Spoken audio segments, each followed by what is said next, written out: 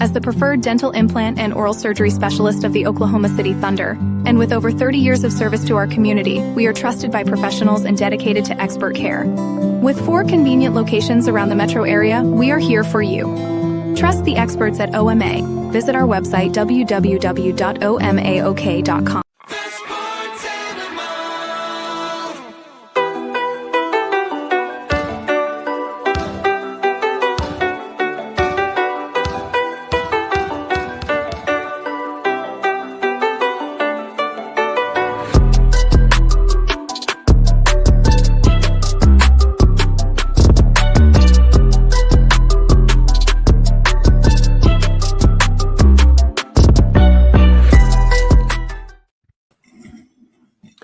Hello and welcome to the Friday Night Recap Show. Mark Rodgers, Adam Diesselhorst, and Lynn Shackelford to take you through all of the events of today's high school football games. We've got a ton of great interviews lined up for you tonight, as well as coverage of some games going on right now. And there are a few that are yet to be decided. There's some that have already been decided. Boys, hope you all survived Thanksgiving.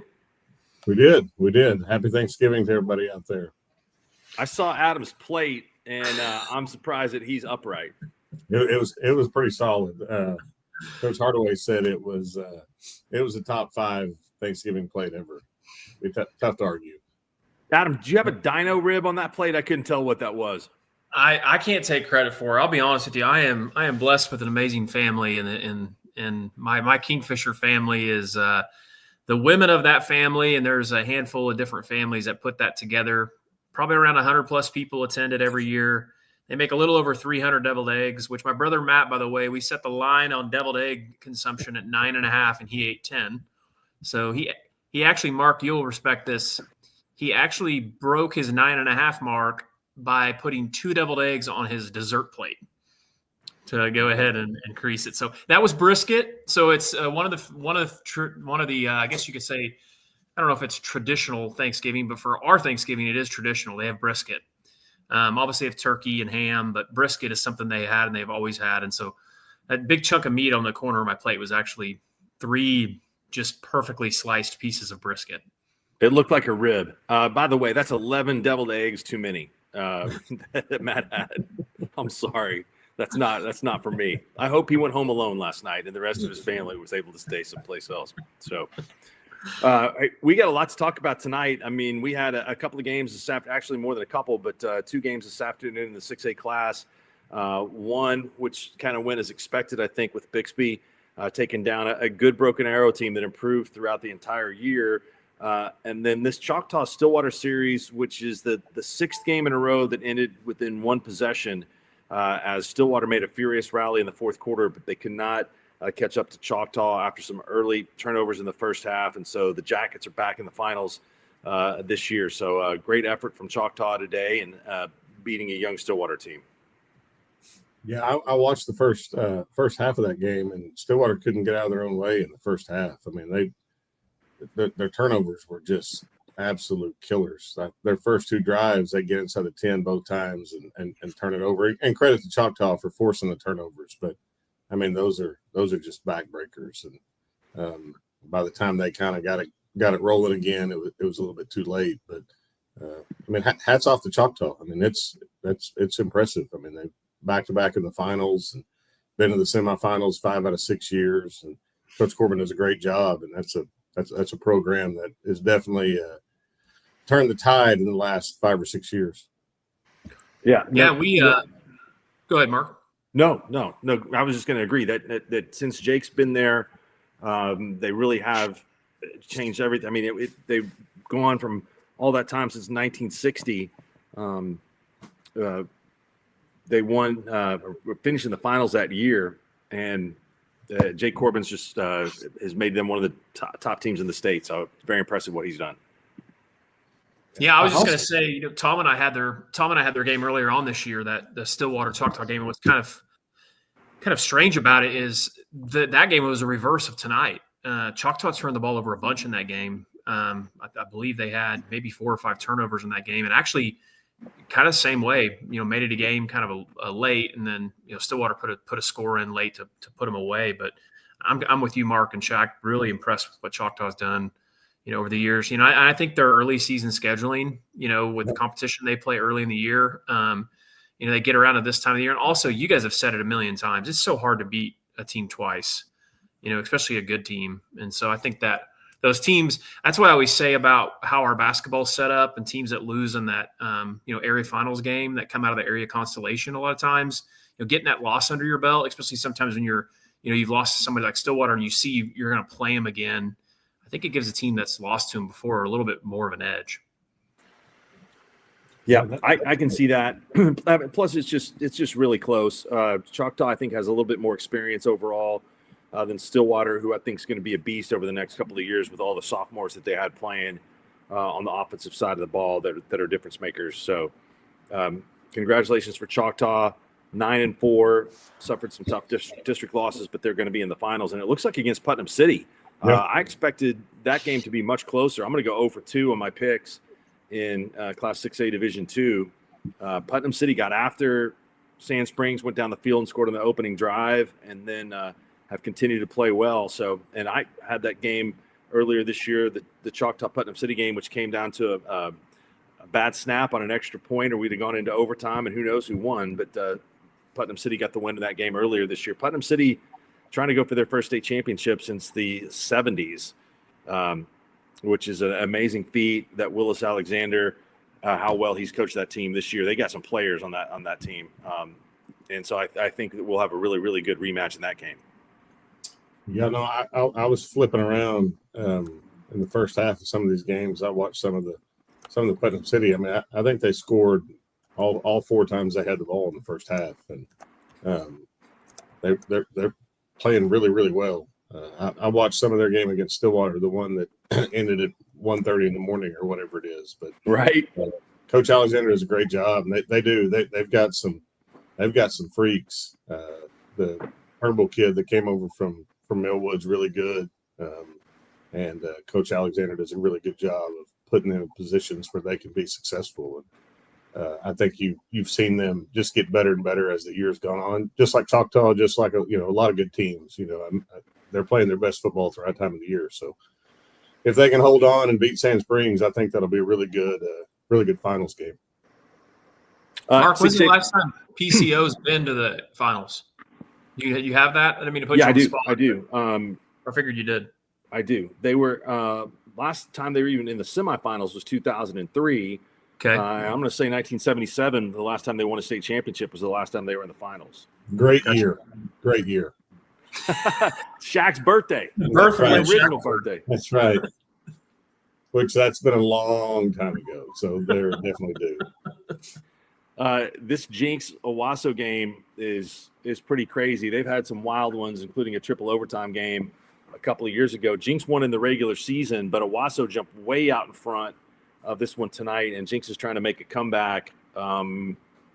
Looks like it could be difficult. We have a rematch in the 6A Division I championship with Owasso and Bixby if it holds here. So, Shaq, you were watching some of that earlier. What'd you think?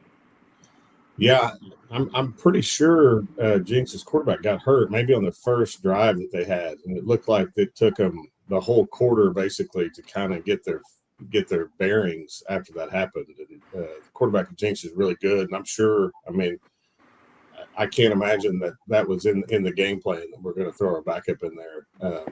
But they were kind of reeling for a while, and you could kind of tell Owasso took advantage of it. And jumped up on him in the first half. But Coach Gator is going to have to figure some stuff out at halftime. I mean, I can't imagine he's happy about giving up 33 points in the first half. But if they can right the ship a little bit, they might be able to make it a game. But if they can't do a better job of slowing them down in the second half, then it's probably not going to matter. But yeah, I mean, it was a wild game to watch, especially when Jinx kind of got it rolling in the second quarter. But the Jones kid took a kickoff back for a score. That was one of their touchdowns. But I just think that with losing their quarterback, if he's out and he can't play in the second half, that's probably a pretty tall order for them to try to come back and win. 2 5A games going on tonight, both 14-point games right now. McGinnis is trying to turn the tables on Lawton Mack from beating him at the end of the regular season. They lead at 35-21. And then the Carl Albert Newcastle game may be a little bit closer than some people thought. Carl Albert's won 51 in a row. It's the first time these two teams have met. And that game is 21-7 at half over here at Norman North. And I can tell you guys, living about 5 miles from the stadium, the wind is blowing about 6,000 miles an hour, and it's not very warm. So if you're sitting outside at that game, you're getting your money's worth. So I know we're going to talk to Hunter Shepard, who's there a little bit later on in the show. So he can give us a breakdown on how bad the weather was. I hope Hunter has a jacket. Yeah. I mean, it's. I know he likes to wear his all this. He gets all those school jerseys from all those teams. So hopefully somebody gave him a sideline jacket for tonight, because it is. You're right about that. Mark, I was actually following along that Carl Albert game, and 14-7 most of the first half, and then late right before halftime, the Matthews kid took a punt back for a touchdown to make it 21-7. So, man, that kid is a stud. I don't know. I haven't seen who's offered him, but I'm surprised he doesn't have some at least mid-major D1 type offers. Does he? He has group of 5 offers. I think Texas San Antonio has offered him, and that may go up. You guys know he scored 4 touchdowns in 7 games this year, 4 or more. Like he had 5. Yeah, I mean it's incredible. Yeah, I believe that he had 5 in the week that he was Squirtle Player of the Week. I remember that. So he's basically Al Bundy. Polk high. That's right. If it is Carl Albert and McGinnis in the finals, I mean, that would be McGinnis trying to end a 4-game losing streak to Carl Albert. I know Shaq had the stat last week. Carl Albert 20-1 all time in semifinals, 19-1 in state championship games. So their tradition and this time of the year is ridiculously good. So we'll watch those games as we get closer to the end of those tonight. Laverne shuts out Pond Creek. They've not allowed a point in the playoffs. They're really rolling this time of the year, and it looks like that Dewar is not going to have much difficulty with Hollis. They lead that one big late, so looks like another Laverne Dewar championship game. Yeah, what didn't Sealing? They haven't allowed a point in the playoffs either, have they? That's correct. No, they have not. Yeah, that's pretty wild.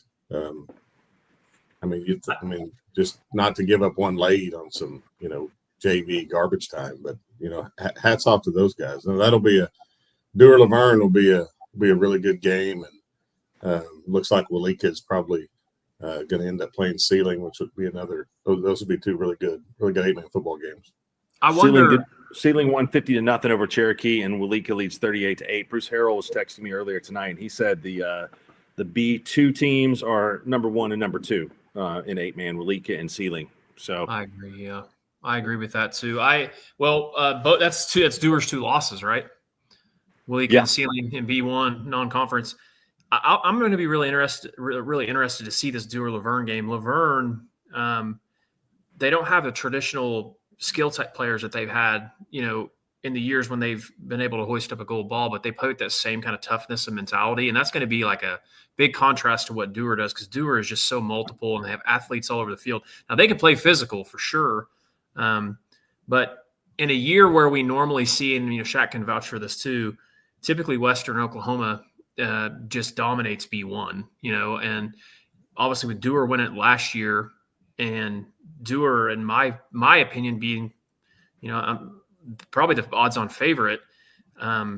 It's going to be interesting to see if it plays out like what we think, because everyone's kind of thought that Dewar was the top, and that Western Oklahoma, especially Northwest Oklahoma's 8-man teams just aren't as good as they traditionally are. So in past years, especially in B1.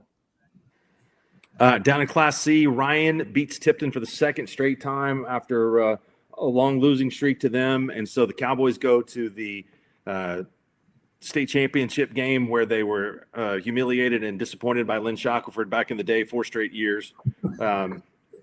So it looks like they're going to face Medford, who's all over Timberlake 52-14. That's a big win for the Cardinals. They were expecting a lot coming into this season, and it looks like they're going to be playing for a state championship.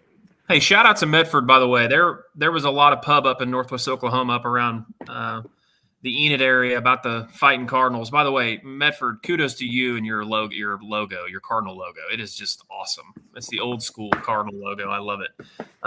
But a lot of excitement about that team, and obviously, as we know, Timberlake they're without Judd, who does make a big difference. But this Medford team has seemed like they've kind of been on a mission this year.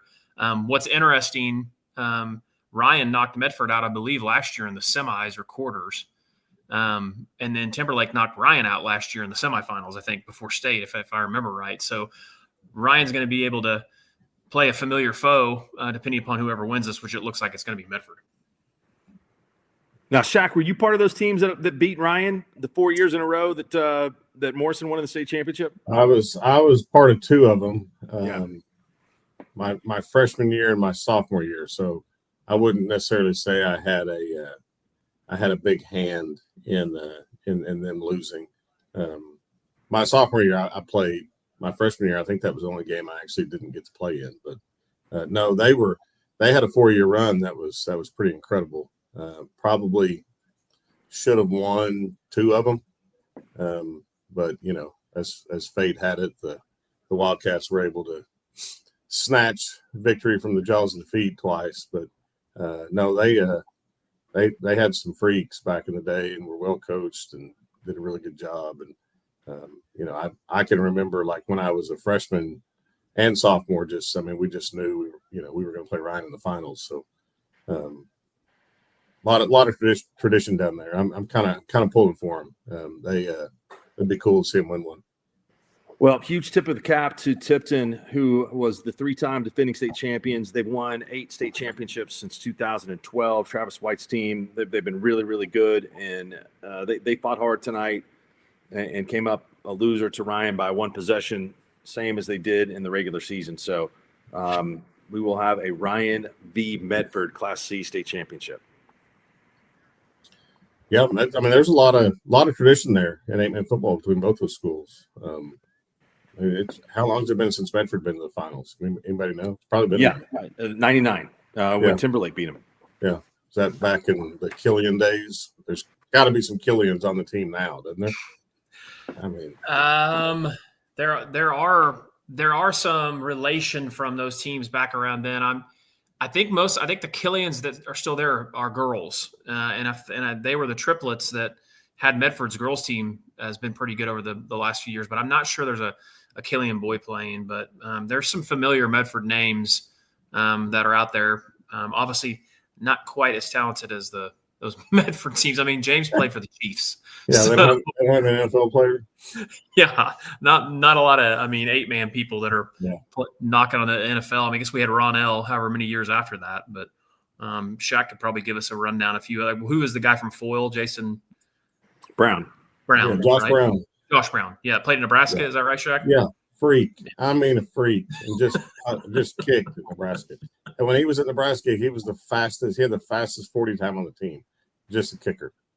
But he wasn't one of those kickers that was just a kicker, like you said. He No, he was incredible in high school. I mean, incredible. Could have probably gone a whole bunch of places and played a whole bunch of different positions, but it worked out for him. I think he kicked in the NFL for like 15 years. Yeah, he did for a long time. Medford was state champions in 1945, 1946, and 1949. I wonder if that was before they knew that Grant County would not have a 3-lighted stoplight. There's a blinking light in Medford. That's it. That's it. Yep. Yeah. Hey, probably hasn't changed much since 45. Nope. They got a DG. They got a Dollar General. I'll say this about Medford. Medford has a great stadium. Really cool. They do a great job there with their facilities. They just built a brand new basketball stadium too as well. But and they are like many small towns in Oklahoma. They are crazy about their fighting Cardinals. So I know that their fan base is going to be super excited about this win if they can hold on. You guys can believe this or not, but my senior year, I happened to be on the mile relay team that was going to state, and we had a big rainstorm, and so the cinder track in Blackwell had puddles all over it. So we did bus over to Medford and run on their track, which was state of the art in 1987. So actually it was 88, but so they have always had pretty good facilities there. They have. I would agree with that. All right, looks like Sand Springs has scored 27-13 in that one. So we'll see if they can continue to make a comeback. Let's check in on the 6A1 game, 33-21 still. I bet I can update that. I did see that we had a score posted earlier tonight in Class 4A between Cushing and Elgin. Mm-hmm. I believe that was I think they've taken it off. It was 89-87. So somebody's getting banned from Squirtle tonight. Yeah, we're here to have fun and have a good time, everybody. If you happen to have the app, but you will be removed from the app if you put in false scores multiple times. Luckily, we have a lot of fans across the state that will either report those or update those. But shout out to Ethan Sunken, Cashion graduate, by the way. Hopped on. He helps us, does tech support on Thursday, Friday, and Saturday nights, and he got that fixed for us. I did see Ethan Sunken in Nashville.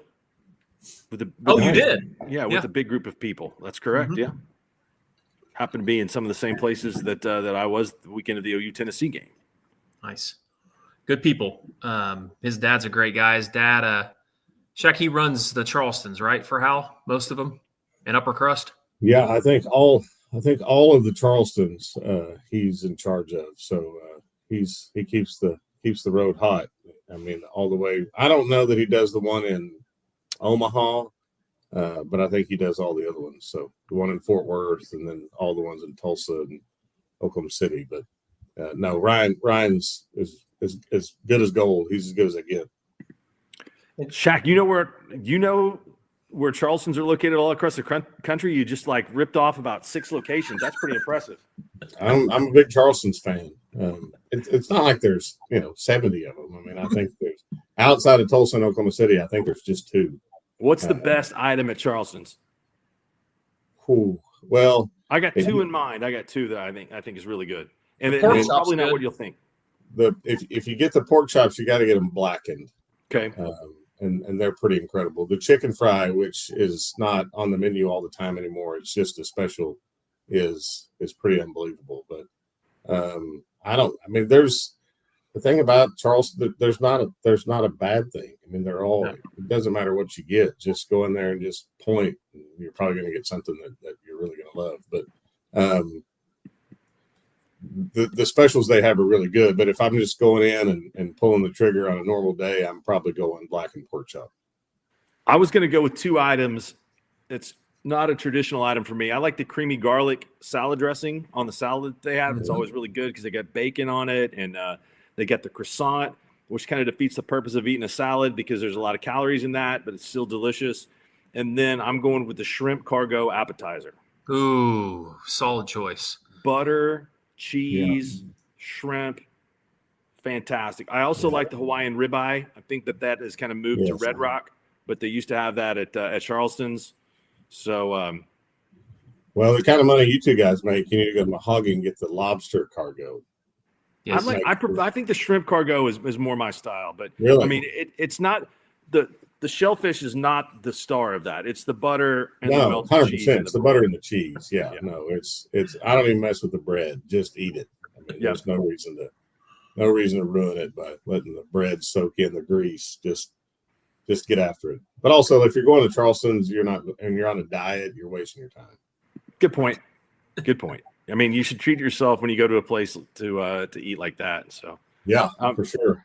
Are we going to see? By the way, quick college update: are we going to see Texas win tonight, in spite of one of the worst quarterback offensive performances I've ever seen in my life? I mean, they might. I mean, it'd be the Texas thing to do, right? Just to win and keep the dream alive for one more week. Texas is luck; they're going to win, and then it's going to be pure chaos tomorrow, and somebody's going to say that they deserve to be in the college playoff. I think Oregon loses tomorrow. That's a tough game. Tough spot. Washington. Or is it at Washington? Yeah. I believe that's right, isn't it, Mark? It is at Washington. Yeah. Shaq, could you bench Arch Manning? I mean, can Sark do that? I don't know. Is the other guy any good? Well, yes, I would say he's better. I mean, just based on what I've seen tonight, yes. I mean, yeah, you can. I mean, Is it still That takes a 10-3, lot of Mark? guts. No one's above the horns, right? Or what did Heupel say last year? No one's above the power tee or whatever. I think you gotta. Well, But the other part of it is if you're Sark and he's not good and he's a Manning, to me that's even worse. You know what I mean? Like you almost kind of would rather him go away so you don't have to deal with it.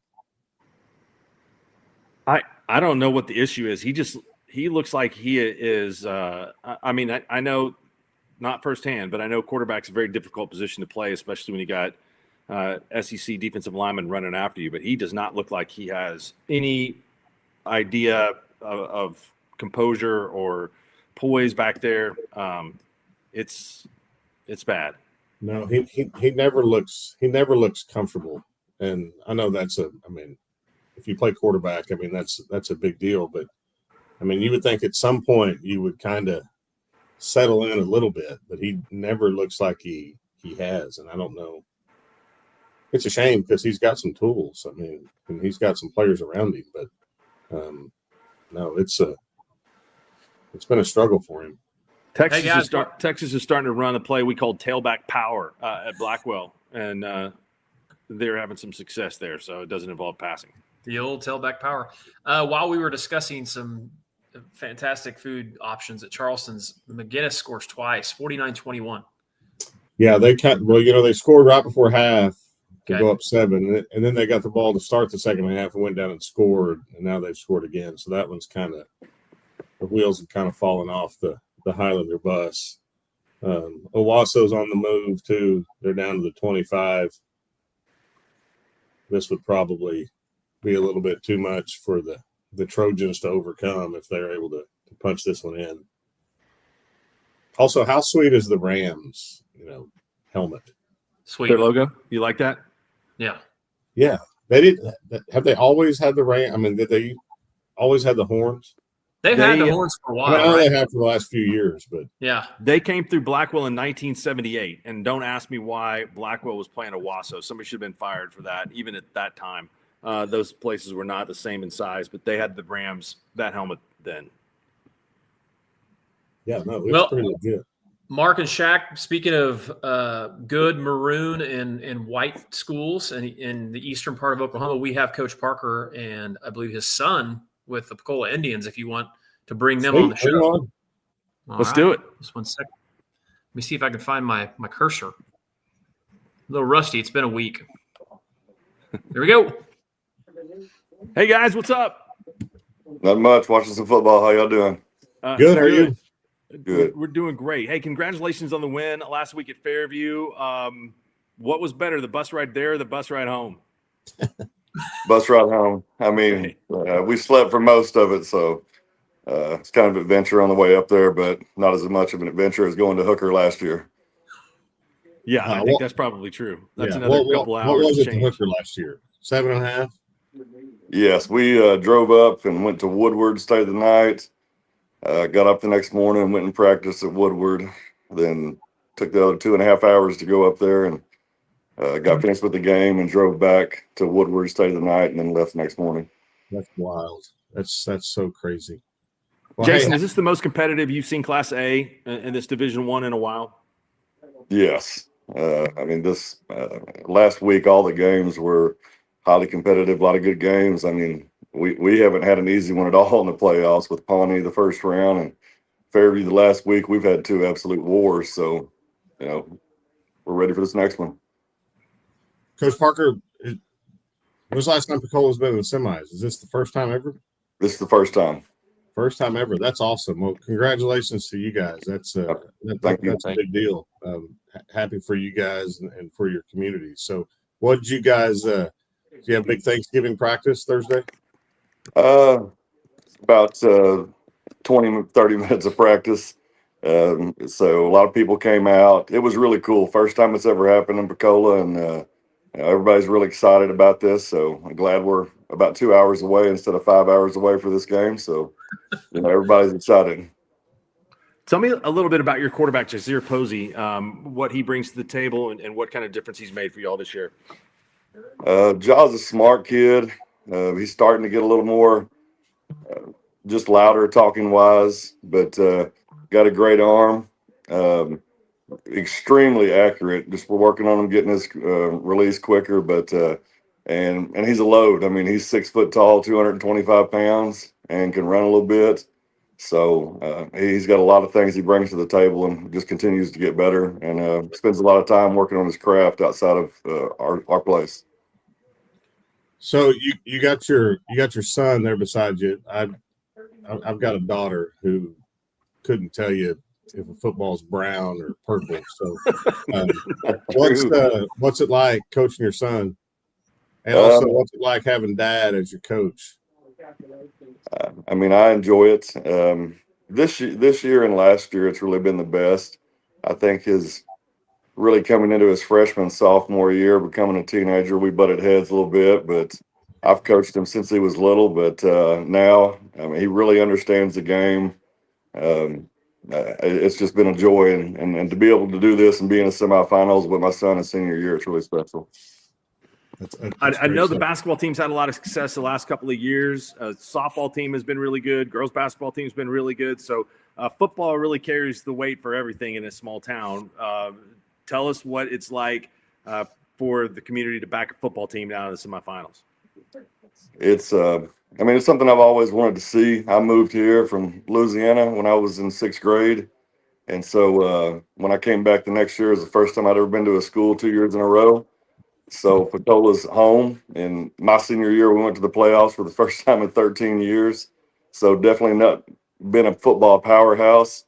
This is the 5th year in a row we've been to the playoffs. And prior to that, there'd only been one time where Pacola had been to the playoffs 2 years in a row, or actually twice that had happened. So the success has just become more and more over the past several years. And it's just really it's really cool to see how the community's rallying around it. We finally got a Mexican restaurant in town, so we're really blowing up. And we found out like the everybody was there watching our live stream during the game, and when we got the interception to win the game at the end, they said it just blew up like they were watching their team to win the Super Bowl. So it's really cool to see, because girls softball is big here, and we're very proud of that. My daughter plays softball. She's a freshman. What's up, Jordan? I better say that before I get in trouble. But and basketball's always been big here, and it still is. We're gonna have a great team this year with a chance to win state. So just glad to get everything rocking and rolling. What do you see on film from Tonkawa? Size, speed, athleticism. They like to hit. Kind of like looking in the mirror a lot. Really, that they really match up well with us. So we're looking forward to it. Yeah, that should be a really good game. I mean, I watched both you guys on film. I watched both your games last week, and I think it's going to be I think both semifinal games have a chance to be really, really good. But I think you guys, it's definitely a contrast in styles between what Tonkawa likes to do and what you guys like to do. So it'll be interesting to see, to watch that play out. But, hats off to you, Coach Parker, and to your son and to that whole community down there. I know it's got to be really cool, to just be in the midst of all that and watch that, community kind of come together, and I say this all the time, and I'll tell your son this too. I mean, don't forget to soak it in. I mean, enjoy all of it. Don't think that, hey, we're doing too much, or, should we let the community come and do this, or should the moms be able to do this? Just say yes. Say yes all week, next week, to anything wants to do, and you guys just enjoy it, because, you never know when you're going to get another opportunity to do it. And let's be honest, it's not going to make a difference in how you play on Friday night anyway. So I'd say just soak up every second of it and enjoy the ride, and good luck to you guys Friday night. I'm anxious and excited to watch you guys play. Right on. Appreciate that. Thank you, guys. We appreciate your time. Good luck, guys. Thank you for joining us. Thank you. Appreciate it. Thank y'all. That's a heck of a run. I was going to ask what's the go-to order at the Mexican restaurant, but there's really not a whole lot you can order, right? I mean, it's either enchiladas or a burrito, unless they've got something pretty good off the menu. Yeah, I mean, if it's authentic, there's a couple of things that could be anything with a fried egg. I'm doing. If it's got that, I'm in. And after sufficiently ripping Arch Manning, he threw a touchdown pass, although it was one to a guy that was more wide open than I've ever seen that he almost missed. But Texas is on top of Texas A&M. Oh, they're going to win. You think Texas is going to win? Yeah. I mean, it's bound to happen. Just for the chaos.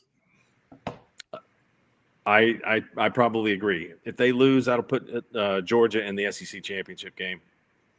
So the real question is the Lane train, is he leaving? Is he staying? What's happening tomorrow on game day?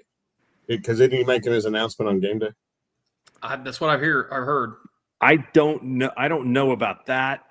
It's possible. I think, to me, this just reeks of he's not quite sure, but probably going to leave and take the money to go to LSU. Why we don't have more clarity on it, and especially the way that the Ole Miss athletic director was acting today on the sidelines and a lot of that stuff. So it will be easy to criticize Lane Kiffin if he leaves. I'm leaving. But LSU. Yeah, I mean, it's a tough position to have to leave a team, and so I think that's probably why there's not been any more clarity. So, I mean, it's LSU. You got to take the LSU job, don't you? It's a top 3 job. Yeah. What's better? It's a good question. It's up there. I mean, if you have to think about what's better, then you take it. Because if you say what's better between LSU and Ole Miss, LSU. There's right. There's 4 other jobs that you're even going to pause on. So I'm taking it. He's not winning the national championship at Ole Miss. Yeah, I agree, Shaq. I agree. While we were discussing that, Wasso scored again. So 36-21. Jinx is on the move. They're inside the 10. Not a lot of defense in this one, but I don't know that there's enough possessions left for the Trojans. How much is Lane Kiffin going to get paid every year? $14 million? A lot. I think more than if it's true that they're going to give $25 million to the roster, though. I mean, I think that's where the big difference is. Yeah. Well, I know we had a radio discussion about this today. I think that there are a lot of schools that feel like that's not supposed to happen anymore, but the schools that can allot $25 million on top of the 17 that they're already paying are going to have a lot better chance to win. So until a court stops them or NCAA stops them, then I think that's probably going to be the way that it goes. Sand Springs has scored 27-20. Nice. In that game. Nice. Yeah. Another update in B1. Dewar scores again, 58-24.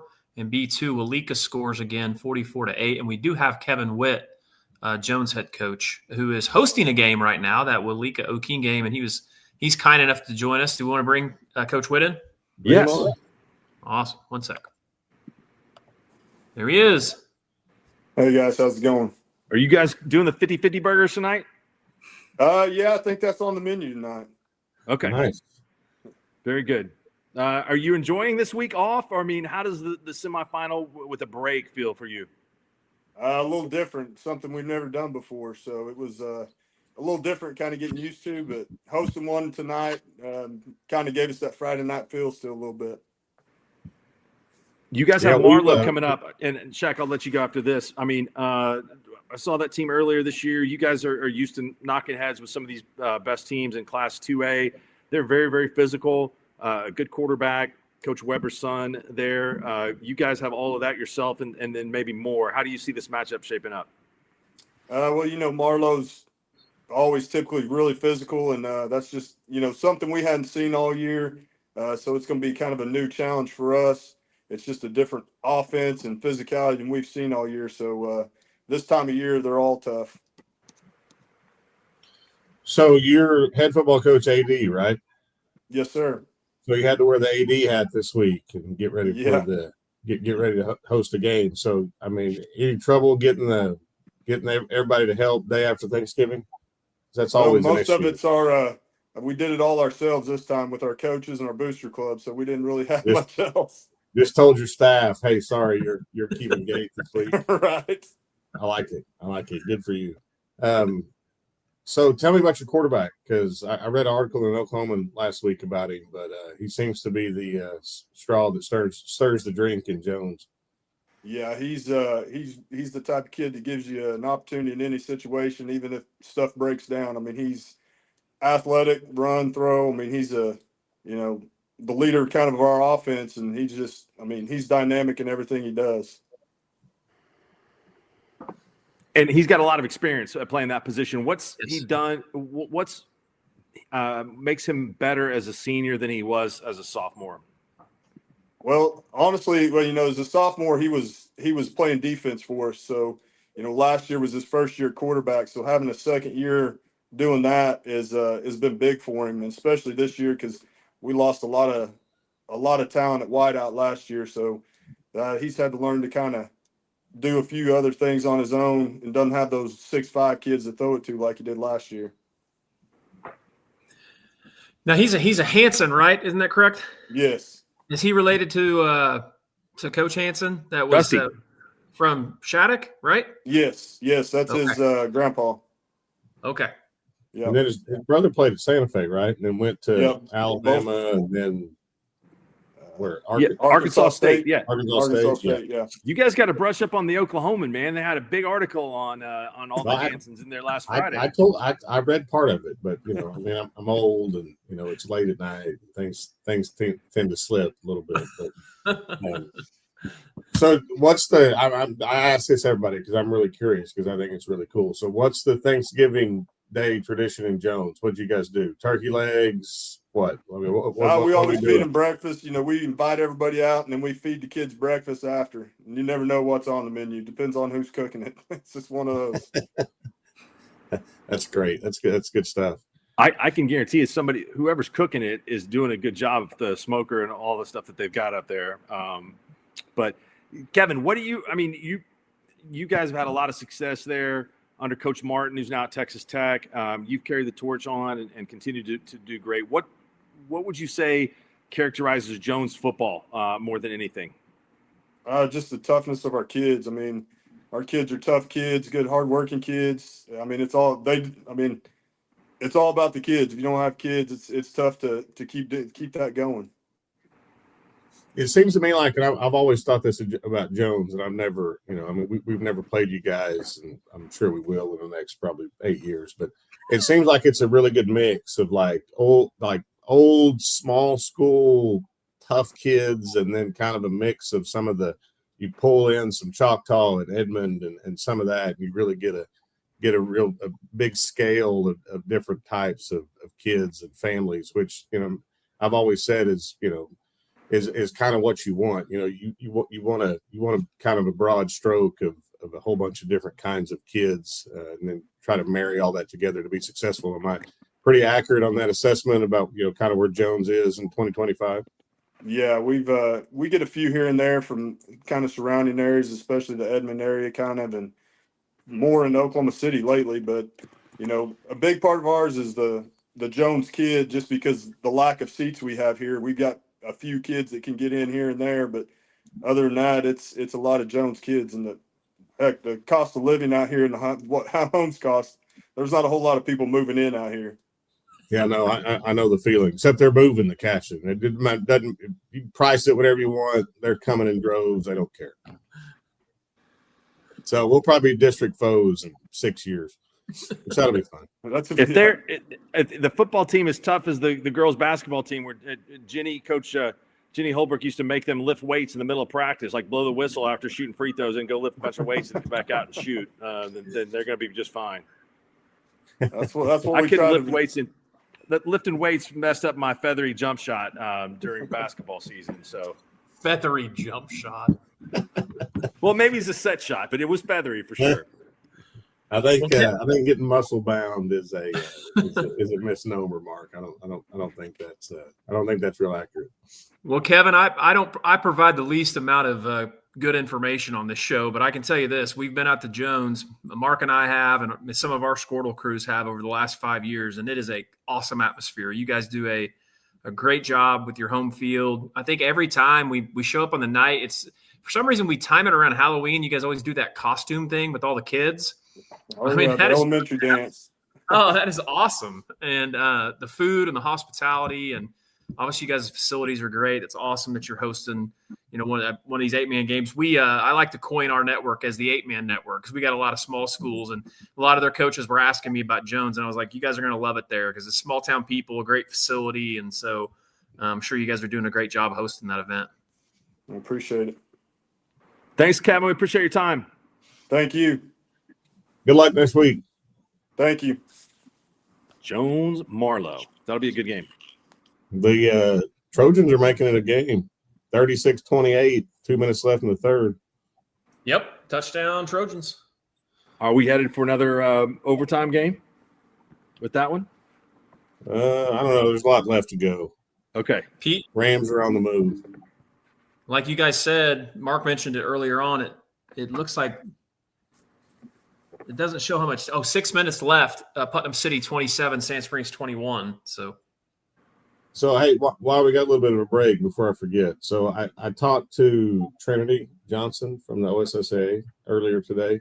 Tried to get him to come on, but between him not having a voice, and I think they're actually at the Jinx Owasso game, but might be able to get him to come on Monday and talk a little bit about their new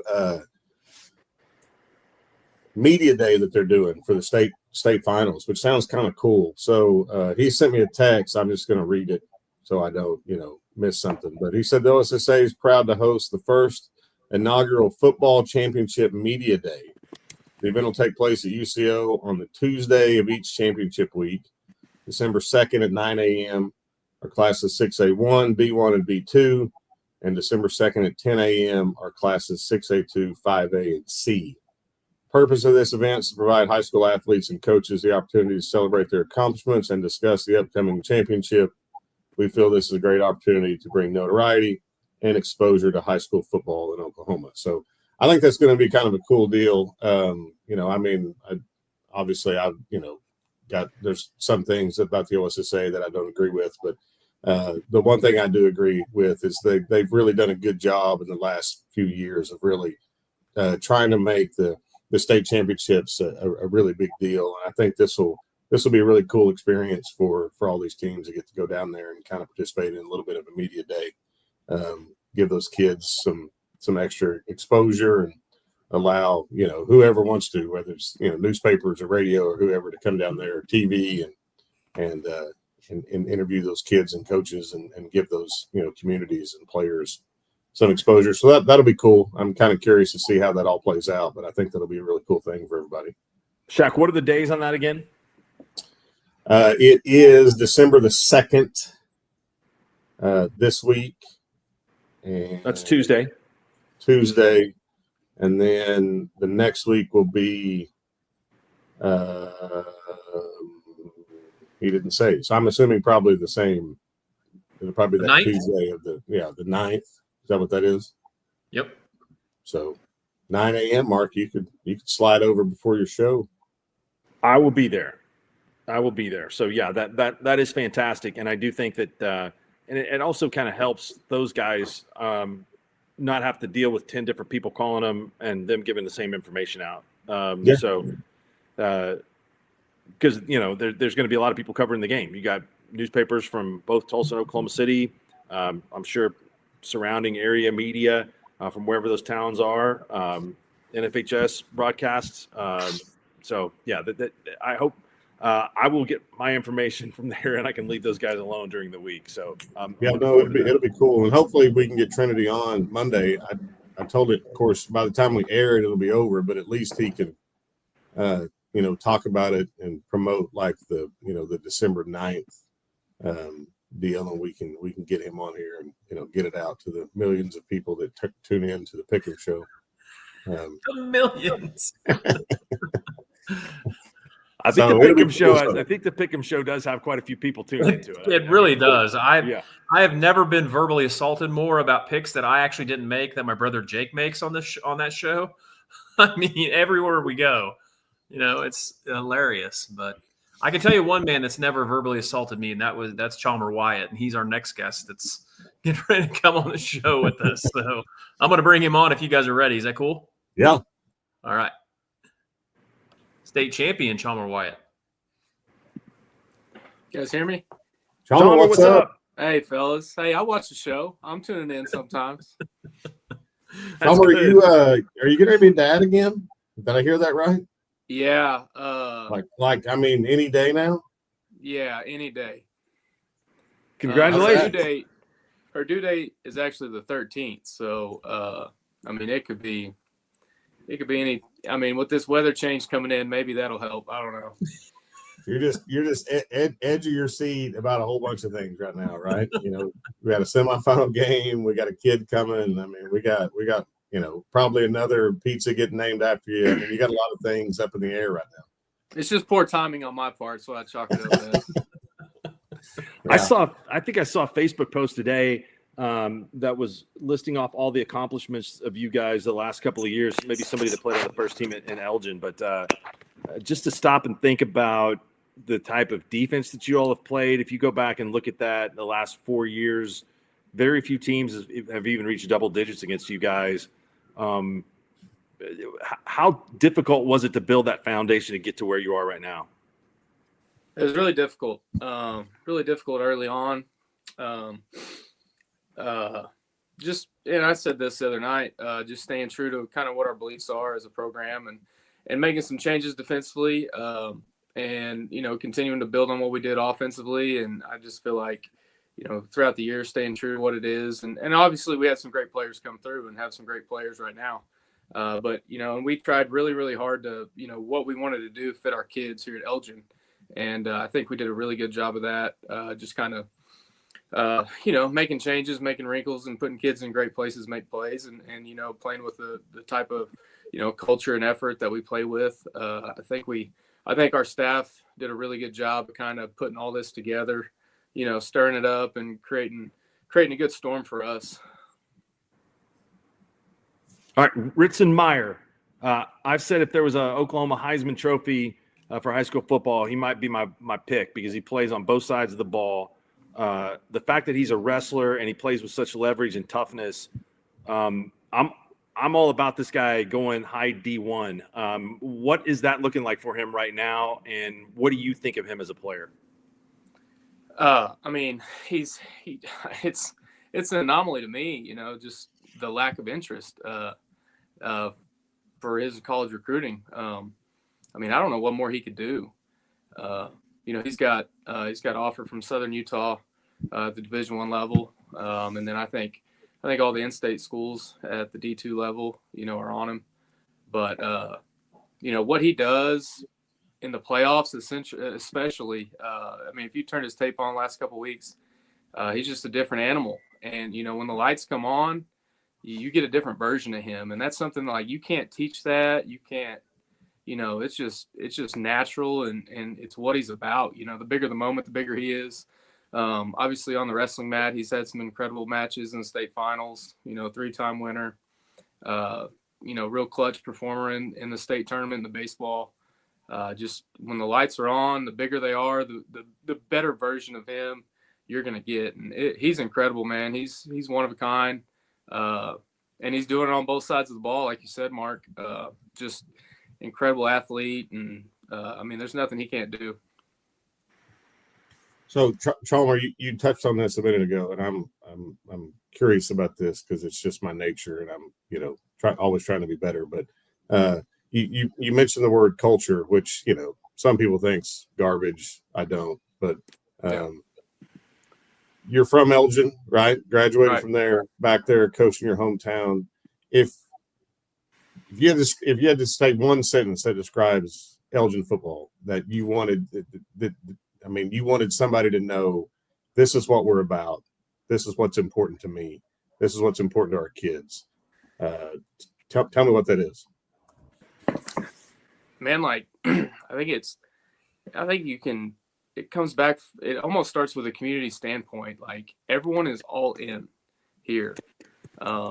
And from the players to the coaches to the parents to the supporters, they all want us to succeed, and they're all in on kind of whatever we, direction we go as a staff, whether it's, I don't know, coming down hard on the kids at times. They support that. And that's kind of what it takes. And it's not perfect. Everybody's got things within their program that they got to handle. But I just think that everybody wants to see Elgin football be successful, just from an Elgin people standpoint. And as far as the program, on the inside of the program, man, like, it's nothing more than just being really consistent in your approach, whether it's being where you're supposed to be on time, being in the weight room on time. We're really punctual on the practice field with being on periods and being where we're supposed to be. And, we don't make a lot of changes. Our Monday, Tuesday, Wednesdays are pretty much, set. And I think it's just a matter of just when we're an inside run, like, we are solely focused on inside run. You know what I'm saying, Shaq? Like, Sure. Yeah. And just, maybe over 7 years, just being really consistent with that has paid some dividends. And we've got incredible, coaches that lead each position, and, our administration is very supportive, and just a lot of great things going here. And I think that it's just been a good recipe for us. And I think it just goes back to, people just believing in it from a holistic standpoint, and, supporting the minute things that it takes. And it does take minute things of, Sure. the daily grind and all that.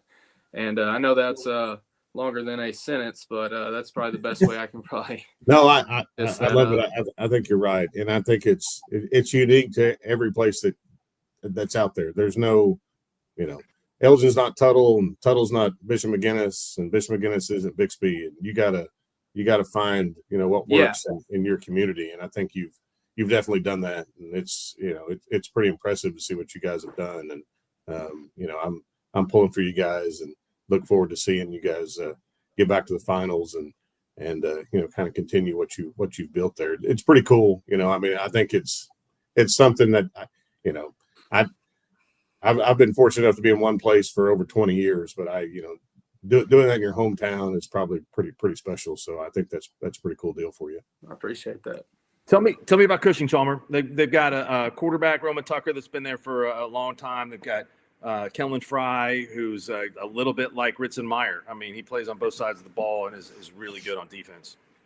Yeah, I mean, they are explosive on offense. The way I kind of chalk them up, that they call plays to score no matter where they're at, and that kind of some people are gonna call plays to go get 4 or 5 yards.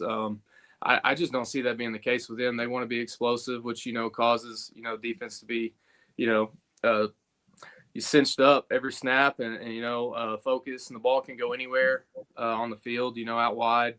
And it starts with their quarterback, man. Roman Tucker's he's an incredible athlete. Obviously, when the guy starts at quarterback and free safety at the 4A level, that's pretty impressive. And he can pull it down and run. Design runs.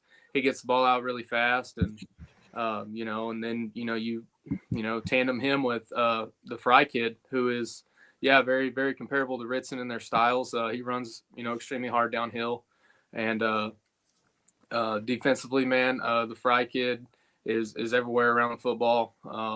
The Tucker kids in the back end, they're really explosive out wide at receiver, and a lot of those same kids are playing defensive back for them. And man, I think the communities are a little bit similar. Cushing is kind of a little bit like us, and they've been to the finals recently. I think it was in 22, I believe. So a team that's been there, done that, and they're back. I think back then they had the Berlitz kid, the Blaze kid, that was really, really good. And now they've got another guy in Roman Tucker that's kind of leading that charge. And there's 4 teams left, and they're dang good in everything that they do. And that's what you see this time of year. And that's what I see out of Cushing. I think they're averaging 41 a game offensively, and so that's going to be a big challenge for us.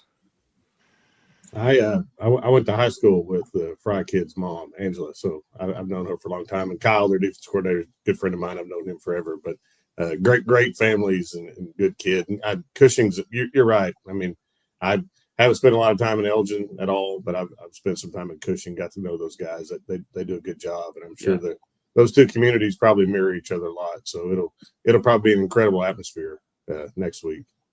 Hey, we got a score update for you in the 6A Division II. Sand Springs has gone ahead 28-27 with 17 seconds left. That's got to be a heck of a game going on at Edmond North. Oh, wow. Nice. So that's a little bit of a barn burner there. Wow.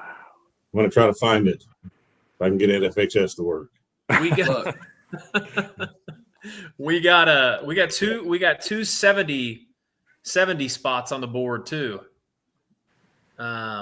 In 8-man football. Dewar's got 72, 72-24, and Medford, the Fighting Cardinals, 72-34. We got 270 spots in the semis. It's got to be about over, right? It's 72-34. Dewar is over, if I can do my math right. Yeah. Okay. I'm not doing math. Hey, Chalmer, man, good luck. We appreciate you coming on. Thanks so much. Thanks, Man, Chalmer. appreciate you guys. Yep. Good to talk to you guys. Appreciate Yeah, you. you bet. Good luck. See ya. Thanks. That pizza he's got named after him has got the hot honey on it. The hot honey Nice. and pepperoni. That's a lethal combo. I'm not a hot honey guy. I'm Just not give me the either, pepperoni. but I'm telling you, I think if you had it, you'd like it, right? I mean, like I like pepperoni pizza. There really isn't anything that can improve that, but the hot honey has got its own taste to it. It's interesting. So just so you guys know, and I didn't realize this, and Shaq, you may know this. I guess Cushing has a great pizza, hole-in-the-wall pizza place. Godo Fredo's. You heard of that? Never heard of it. The only place I've G-O- really been to fishing that's good was, didn't they have what was the steakhouse that was there? Steer Inn. I mean, Yeah. Yeah. Cushing is until they reopen the Steer Inn. Now we can't talk about restaurants in Cushing No. unless they want to send us a care package of some kind. So I'm watching the stream right now, the Sand Springs game, and on the stream, Sand Springs just scored. Yep. What did you say the score was, Mark? 28-27. Yeah, so they scored. So apparently they're going to go for 2 and get it. Wait a minute. Yeah, because it was 27-20. Somebody put the score wrong in Squirtle, but then Yeah, they so fixed like I'm watching the stream right now. It's 27-26. Sand Springs is going for 2. They just scored with 16 seconds left to cut it to 1. So I got a buddy at the game, so I'm behind. we got a little delay there. Yeah, so they're going for it right now, running it up the middle, tuck in. 28-27. So that's going to be the final, unless something wild happens. I hate to be a spoiler, but that is the final. That game is there you go. officially over. What a The comeback to Sandite. Sand Springs. Anybody know what a sandite is? Yeah. It's a guy like a that mythical creature? lives along the Arkansas River, and he stays and watches the things that go on, and make sure that the encampment is good to go. That's kind of like Adam's job out there at the barbecue that they have in Fairview. So that's like legit. So it's not like, so he's not in the Mike Leach Battle of Mascots. The Sandite's going down early. I mean, he didn't have a sword or a spear or anything. Well, I mean, no, he's probably got all the resources that he needs that are available at the time. I mean, it's kind of like the Maroon, probably a little bit that. And you know about the Maroon, Shaq, since you coached on the wrong side of that series. But we were on the right side both years I was there, though. Well, it's too bad that we didn't get to face off because I never lost a game to them. But it's something incorporated by local lore. I got you. Which is cool. I mean, at least it's unique. You know, you're not the tiger or something. It is very cool. That's unique, and they got a good logo, cool logo. So I give it high marks. Guys, just to give you a heads up, Coach Cole from Sulphur is ready to join if we want to bring him in. Are you guys ready to bring him on? Yeah, let's do it. All right, let's do it. Hey, guys. What's up? Coach Shaq, how you doing? Just living the dream, man. You know, I mean, nothing I'd rather be doing than on here talking to you. I'm not going to lie. I wish we were playing tonight instead of sitting here and watching everybody else play. Yeah, so Is this the first time you guys have had the bye week? Last year you didn't, did you? No, last year we played Chicago on this night, so it's been pretty awkward. We just treated it like a bye week, like you do, like in week 3, like a lot of people do. They play 0, 1, 2. So we gave them last weekend off. We came in Monday, and Tuesday, Wednesday we got after it pretty good. And not gonna lie, Thursday we lift weights. So we lifted weights at 7:30 in the morning, and then we had an hour workout, hour practice, and our community had a big brunch for us. Had a big deal. Had a good time, and then we're out. We gave them off the Friday, Saturday. So we'll be back at it Sunday. I feel like we got to give them some time off, let them have family time, and let them kind of rest and recoup a little bit. You guys lost some pretty key pieces of that team last year that came so close. Tell me what's the difference between last year's team and this year's team? Well, first of all, I still have one really, really good piece on my team. But what's different is that kid is that I'm fixing to talk, Maddox Mobley. He's just the glue. He's an alpha leader. If you've ever had one, I heard Coach Chalmer talking about Ritson. Maddox is just a different breed. Matter of fact, the coaches in our group text have not sent something about something. It was yesterday afternoon. It was Thursday afternoon. Everybody's eating turkey, and he sends one. What about this formation? We're in this coverage. We're doing this. He's just a different breed. He just lives it. He breathes it. I don't have to deal with any problems in our locker room. He takes care of everything.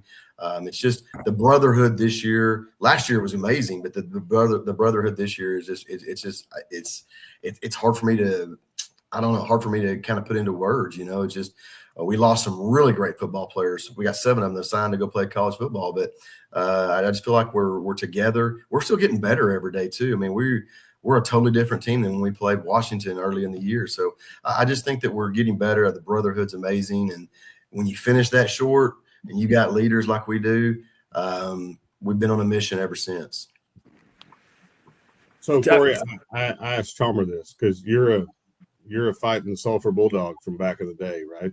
Yes, sir. So what's it's got to be – there's got to be something a little bit special about, you're the man now, and, this is what your legacy is going to be. And so just tell me a little bit about how do you think about it at all, or is it just you just go to work and do your job and it's not that big of a deal? No, absolutely. Yeah, I played here. I got to coach with Coach Dixon. My dad played here. All my grandparents were here. So it's a special deal. But I look at it every day. I come to work and I try to do one thing. I try to protect the foundation and protect Coach Dixon's legacy every day. And my job to do that is to make sure our kids are playing extremely hard. They're doing all the little things that he put forth, that he had to do it maybe when we weren't so talented. And he built the culture. He built the program.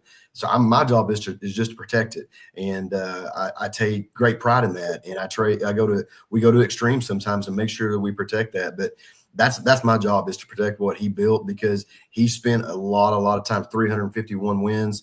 He spent 50 years here, and it's my job to protect that. And we've got amazing kids, and we've got a lot of kids that their daddies played for Coach Dixon. So we're all kind of in that together. So is it special? Yes. But my job is I'm trying to protect this program at all costs, do whatever I can. I love that. That's a better answer than I could have imagined you were going to fire out there. Now, do you have any sayings like Coach Dixon? Man, I try not to, because he's got them. He is the king of one-liners, and there's a lot of them. Mark, you guys come down one of these days. There's a lot of them that in the coach's office that I need to tell. I can tell you that I can't say over the air. They're pretty good. They're pretty classic.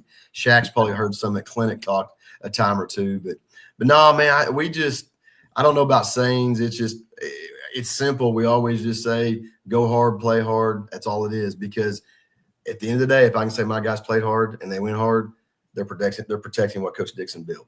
First time I ever heard tougher than Chinese arithmetic was from that's him. Oh yeah, tougher than Chinese arithmetic. Stronger than a garlic malt. That's awesome. Okay, tell me about Maddox Mobley. I mean, you mentioned how good he is. Yeah. He is not a very big guy. Nope. I know he's got the nickname Mad Dog. Is that right? That's correct. So he and I know how much respect that he has in the area. So is it just the motor? I mean, is it his coordination? What is it that makes him so good? The will to win. It's what it is. He's got a will to win. And if you watch the Washington game, Our deal was not to not overuse him early on and let him go and kind of in the late in the game. And that's what he did. He's just a fiery teammate. He can touch the ball 0 times. And if we win the football game, there's not going to be anybody more happier than Maddox Mobley, because the way he was raised, the way he is, he's team first. He's a coach on the field. He's a no-nonsense guy, one of the best practice guys I've ever been around. I used to say this all the time. I was fortunate enough to coach Justin Blackman in high school. Justin was like that, a really, really great competitor in practice.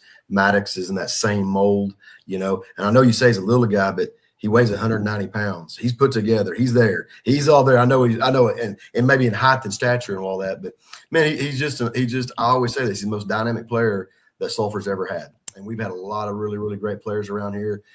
He's just dynamic in everything that he does, and we've kind of kept him at bay a lot because we need him healthy for this big run, and he's fixing to hit 1,000 yards rushing. And I know you're going, that's not great, but he's only carried the ball like 80 something times. And he's right at 940 yards receiving. So that's pretty dynamic for a high school football player. If he asked, Adam called him little. Okay. It wasn't me. So Corey, tell me about Perkins. Because Perkins, man, those guys in the summer, that they do a really good job. Absolutely. Coach Hudson does a great job, and those guys play extremely hard. Their defensive style, kind of that Stillwater from a few years ago. We call it radar. Everybody has a different name from it. They play extremely aggressive and get after you. The Wyatt Atkinson kid is a heck of a high school football player. And, and I told him after we played them in week 4, I went up to him and found him. I said, man, you play the game the right way. And, and he said, man, coach, he was the most respectful kid. Hope we get to play y'all again, and guess what? Deja vu here. And he was not being arrogant or anything like that. He was being very respectful, and the kid runs hard. He's a tough kid. The quarterback, Bo Gravitt, he's a great player too as well. And they got great leadership, got some really good seniors, and they got great team speed, and it's going to be a tough one. But I remember talking to Mark earlier in the year, talking about how tough our schedule was early on. And well, guess what? Three of those games we talked about, they're all still playing next week. We're obviously playing Perkins, but playing Washington, playing Davis, and you hope. And I remember telling Mark this too. You hope those games help you get to this point, and not to win them. That's not our goal, is to win all those non-district games. It's to get better, find our weaknesses, and hopefully that's what it's done. And Perkins is a really, really good team that, they look at it. Guess who one of their losses was to Cushing, who's fixing to play, play Elgin. So I think you're going to have two teams that played the game. That they want to control the line of scrimmage and want to play smash mouth and want to get after you, but are able to throw the ball and do the things if you need to do that. Well, that's great. Well, Corey, I can assure you, if Coach Dixon's looking down on Sulphur football, he's proud of you, and he's proud of the job that you're doing and the day-to-day drive to keep what he built intact. So it's really cool. It's cool to see Sulphur football back where it belongs in Oklahoma high school football. So hats off to you and the job you're doing. Thank you, Shaq. I appreciate that. Yeah, I would say this. I think that this is the highest level Sulphur's ever been at. To be truthful, the way you guys have played the last couple of years has been fantastic. So it's awesome, man, to see football that good, that Murray County rivalry that you guys have with Davis, and Winniewood had a good year this year, undefeated in the regular season. So I know how important football is in that area and how much people love it. So it's great that you guys are playing as well as you are. Yeah, it's really good football. Like you said, you got Davis. And like I said, we're big, huge fans for Davis right now. And we were huge fans for Winniewood. We were huge fans for Ardmore. All those people. Josh, there's nobody better than Josh Newby in the coaching world. And we have some good football in Southern Oklahoma. A little bit of tough times, here of late, I guess you could kind of say. But historically, there's been some really good football played down this area. And we're trying to do our part. And the good thing is we got a lot of really good ones coming too in the future. We've got our ninth grade and our JV haven't lost in 2 years, and we've got a couple of really good junior high teams coming. So, and they know what the program's about, and they get in there early on, they kind of figure it out, and nothing's guaranteed, nothing's given. And, but we got a lot of people that love being a part of what we have. Thanks, Corey. Appreciate it, man. Good luck next Thank week. you, guys. Appreciate what y'all do for high school football. Thank you, guys. You bet. Thank you, sir. We'll talk to you soon. So did you see the Jinx deal? Jinx tied. Yeah, Kohler, so who they- was? Jinx drives it down to like the 2, goes for it on 4th and goal, doesn't get it. Owasso gets it, first play fumbles. Jinx recovers it, punches it in. It's 36-36 with 4 minutes and 44 seconds on NFHS. There's probably 2 minutes left in real time, but Yeah, Cole. I was texting with Kohler. Kohler was just telling me because I was trying to make sure that score was right. He said the same thing you said, Shaq. Well, they've already outdone last year's 30-27 game. That was overtime, 3 overtimes. So that's crazy. Those teams have that good a game. Yeah, we heard Coach Cole give a shout out to Davis. I got to give a shout out to Davis also. Jordan Romine, big follower of Squirtle, messaged me and asked if we were going to talk about Davis. So Coach Cole did it for us. So we always talk about Davis. You're talking about, deep into playoffs and semifinals football. It's kind of synonymous with Davis, right? And speaking of that class, we've got Taylor Schwedfigger from Adair. I'll tell you the crazy thing about Davis before Schweddy comes on is like, I've seen them the last couple of years because they scrimmage Ringling. And it's crazy how much better they get as the season goes along. And I'm not saying that to say that when I watch them on film, I don't think they're very good. Don't misunderstand me. But just to see them early on and see their scores and how they play versus how they play when the playoffs roll around and get into the playoffs, it's kind of crazy. I mean, there's some places that are they're just different when it comes to November and December football, and Davis is definitely one of those places, and they're not somebody that you probably want to pick against this time of the year for sure. Owasso's on the move, by the way. They're down to the 5. Oh, man. We want to bring Taylor on? Bring him on. All right. There he is. Gentlemen, What's up? Coach Shaq, how are you? Just wonderful. I mean, can't complain. Every time I do, no one listens anyway. So I just stop. Hey, I Mark, Adam, how you doing? Good. How are you, Taylor? Doing great. Hey, Shaq, I'm sorry, I gotta pick a bone real quick. Hot honey, Sure. You're missing out, brother. I know. I mean, but Listen, why ruin it on a pizza? I mean, I'm gonna blow your mind. Put it in your chili. Ugh. All right. But do I have to like go out and buy specific hot honey? I mean, is there like I don't know about that. Mark might know more. I'm just saying, drop a little bit in your chili right at the end. Gives you a little bit of sweet, little spice. All right. I'll give It's it a kind of shot. the salt. It's like the salty sweet thing. It's like the salted caramel. I mean, that's pretty good. Yeah. Yeah. But I'm It'll not like bring a some big- color back in your beard, Shaq. No, that ship sailed a long time ago. Yeah, I mean, I hear you. I'm right I got behind an you, brother. 18-year-old daughter. I mean, there's no chance. I'm with you. It's I just hear going to you. get worse. I'm with you. Yeah. Hey, you guys had a hell of a game last week. Oh, hell of a game. It was unbelievable. I don't know how much you guys have gotten to see that Holdenville offense, but I mean, Shaq can tell you, anybody that's had to prepare for the single wing, and somebody that really believes in it and truly does it the right way, Yeah. damn, it just keeps you up at night. Unbelievable how well they run that offense, how disciplined they are.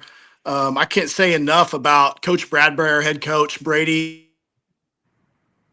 Oh, we lost him. Lost it. He had some red.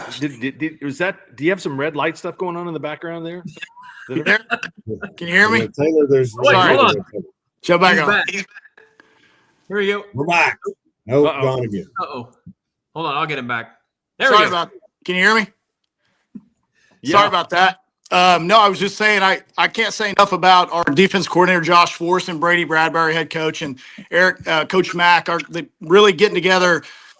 If you've had to prepare for that, I mean, we talked about it 2 weeks ago, but damn, it's hard to prepare for that. And you can't give a look in practice, and it happens so fast. The eye discipline of your defense that you're asking of your kids. And 20 years ago, I'm thinking back when I was a kid playing in 2A1, and Mark, you could remember some of those times. You saw a flex bone or a wing T team every other week. I mean, it wasn't that hard to read guards and understand fits. We hadn't seen one all year. So the job that those guys did putting a game plan together, and Coach Rag, Coach Burns running the scout team, and you think that's not hard. That's damn hard to get those kids to line up and go at the speed and get where they're supposed to go and give our kids a look. And then the execution, just to hold them to 14 points. And guys, I don't know if you noticed, no one scored a point in the second half. We didn't score. They didn't score. Says a lot about them, adjustment wise, and a lot about us and how we came out second half. Well, They had thrown 12 passes all year. I think that I saw that. Is that right? Yeah. I mean, but look That's at the film. That's right. 12 So all how do year. you- And I mean, like, what do you? I mean, you can't bring everybody up in the box because they bust it and it's a 90-yard run or whatever it is. Right. That has to be really interesting to try to defend. it is. It's so exotic. I might say it. And they do a great job. Someone like Coach Shack shaking his head, and you understand this. Someone who really understands that offense, they're just looking at your leverage and alignment. So as soon as you make an adjustment, they have the answer. And they did a great job of that. Coach Bradbury made a hell of an adjustment second half, coming out and kind of adjusting some of their unbalanced stuff with their sniffer backs they were getting into. And I know Coach B said this, I'll laugh at it during the week. He said, hey, if we can get them to throw the ball over 5 times, we'll win. Damn sure. They attempted 5 passes. So we held them on 3 4th downs in the second half. Kind of like watching OU football right now, bend but don't break. Let them have, they ran 62 snaps to, I think, our 34 in the game. So they would drive the length of the field. We'd hold them. We'd get a couple first downs, punt it, drive the length field, hold them. That's how the second half went. So ended on a 4th down stop with a minute 30 left. They had no timeouts. So it was a hell of a ball game. They're a hell of a team, boys. I'm just telling you, they're smash mouth, hard nosed, disciplined, great football team. That's No, the Mike Little approach is alignment. I mean, which a lot of teams teams at this level that are playing now understand it, but I don't think everybody does.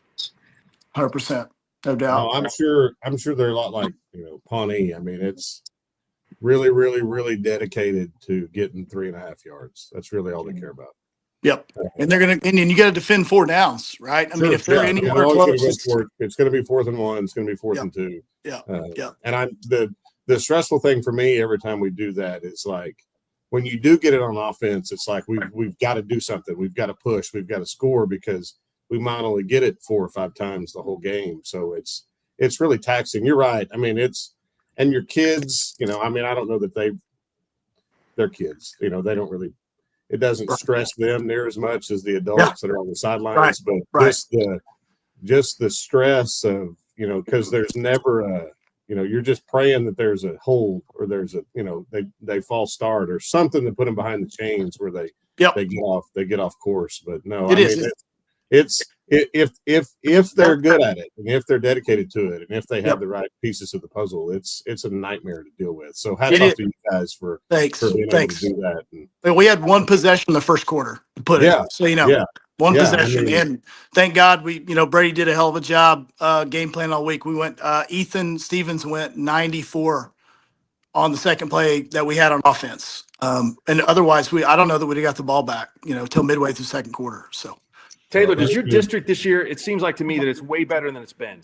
Salina is very good. Wyandotte was very good. I think there's some other things that were pretty good in there. Does this give you a better chance to, at times, I think maybe that district has not been as tough. And then once you run into some teams from different parts of the state, it becomes tougher. Does this give you a better chance to try to win it all this year? Well, I think it's a great point, Mark. I mean, I remember, I don't want to date myself too much, but since Shaq's on here, I don't mind doing it. 10, 15 years ago, when we would come out of the west side, we would meet up some of these teams in the east and they just wouldn't have played anyone, right? Their district was weak. You'd play a 12-0 team and you would just have an advantage based on, how tough your schedule was. And I do believe that's kind of flipped. I mean, this was a tough district. Salina was very talented. Wyandottes a good football team. Kansas historically has been good. Kansas played Salina to a touchdown game. Keys had speed all over the place. It was a very competitive district. But yeah, I mean, it's definitely made us a little more war prepared. I will say this, that Inola game turned out to be a hell of a lot more of a preparation game than we thought it was going to be. Brett Thomas and those guys done unbelievable over there. got that place going. But you mentioned Davis earlier, and talking to him, and Shaq said, I believe in I believe in it 100%. If you let them keep playing, if they can find a way to win, they get better every single week. Every single week, they just get better and better and better, more comfortable at what they're doing. And they put us out week 2 last year. So we're getting another week, and this bye week thing is crazy. What do you guys think of that? I've never got to experience this. It's always been a 5-round guy. Jack, what do you think of the bye week? How much time do you have? Yeah, okay. I'm just curious. No, I mean, I think from the fair and equity standpoint of the OSSA trying to keep the 2 weekends, I mean, I think it just kind of is what it is. When we did this and we tried to take everything to UCO, the goal was to try to make it, kind of like Texas, where everything's 1 week. You can watch every state championship in 4 days, whatever. And that, that hasn't worked out for, a myriad of different reasons, and I'm not placing the blame on anyone. But I think it's better that we don't play 5 rounds of the playoffs in small schools. If that means that we have to have a bye week in there, I mean, I think if your starting quarterback sprained his ankle last week, you'd love the bye week, but I think it's just something that you kind of have to deal with. And, I mean, I don't think there's a great solution for it. I had a couple of guys text me, on Monday, like, what would you do if you were in this situation? And I was like, I don't really know, just try to deal with it as best you can. But, there's extra time's never a bad thing when you got to prepare for somebody, especially. I agree. Like Davis. I agree 100%. Yeah. I mean, I think it just comes down to how you deal with it, and you hit the reset button on Monday, and you got a week to prepare and go get after it. But I'm sure it's tough for coaches. I guarantee it when they went to playing games in Texas on Wednesday or something like that there are a bunch of people that hated it. We've only done this 1 year in Oklahoma. I love it. I think that, to get to have these state championship games where they have an event all to themselves at some point in time, I think, we talked earlier about the OSSA having press conferences. I think we're going to progress to the point where these become a bigger deal. Because we used to have them there. All the state championship games are going on at the same time.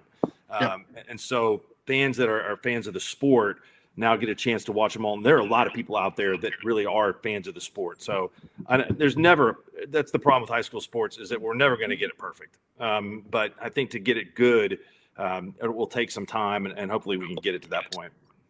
Yeah, no, I think we're trending in the right direction for sure. I mean, I think it's just, you could tell. I mean, last year that first weekend of state championship games was unbelievable, and I think that they're all close. I think we're moving. I think we're going to continue to get that. I mean, I think we're going to continue to get finals matchups that are going to be crazy competitive, and that's what it should be. Speaking of crazy competitive, Taylor, tell me about Stroud. We saw him a lot this summer. They came to our team camp. I think Josh does a really good job. And talking about another unique offense you get to go up against. So 2 weeks to prepare for Stroud is probably not a bad thing, considering all the stuff they do. Yeah, no, that's a great point, Shaq.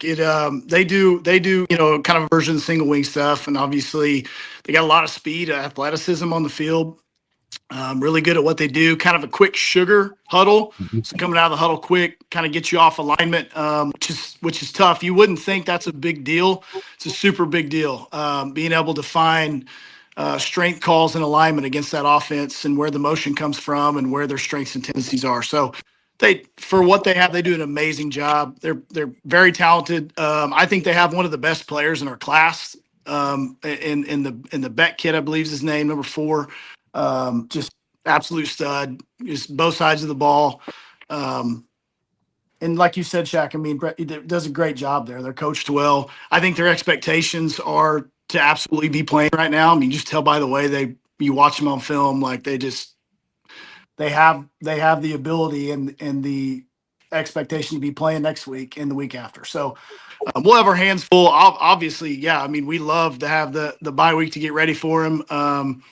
Coach B, picking his brain a little bit, and Coach Forrest. I mean, I know those guys love to have an extra week to scheme, and essentially it's 3 to 4 days of practice to work on that, right? In a setting where you're just fitting and trying to understand motions and triggers. So it could help us a ton, but we'll have our hands full. They're a great football team, lots of speed, lots of power. They kind of breeze through their district. So yeah, for sure. I think we'll be in their district next year, so that should be fun. They're not going to put you with all the great teams, Shaq. It'll be okay. You'll be surprised. I mean, I'm sure it'll happen. Hey, thanks, Taylor. We appreciate it, man. Good luck to you guys. Thanks, guys. Great to talk to you. Yep. See you. Appreciate it. Thank you. Yep. 49 seconds left on this. I don't know if that's the real deal. Has anybody got a final in the Jinx Owasso game? Looks like Jinx is on 39-36. almost to midfield with 50 seconds left. Jinx got the ball? Uh-huh. Wow. Down, what a game. down 3.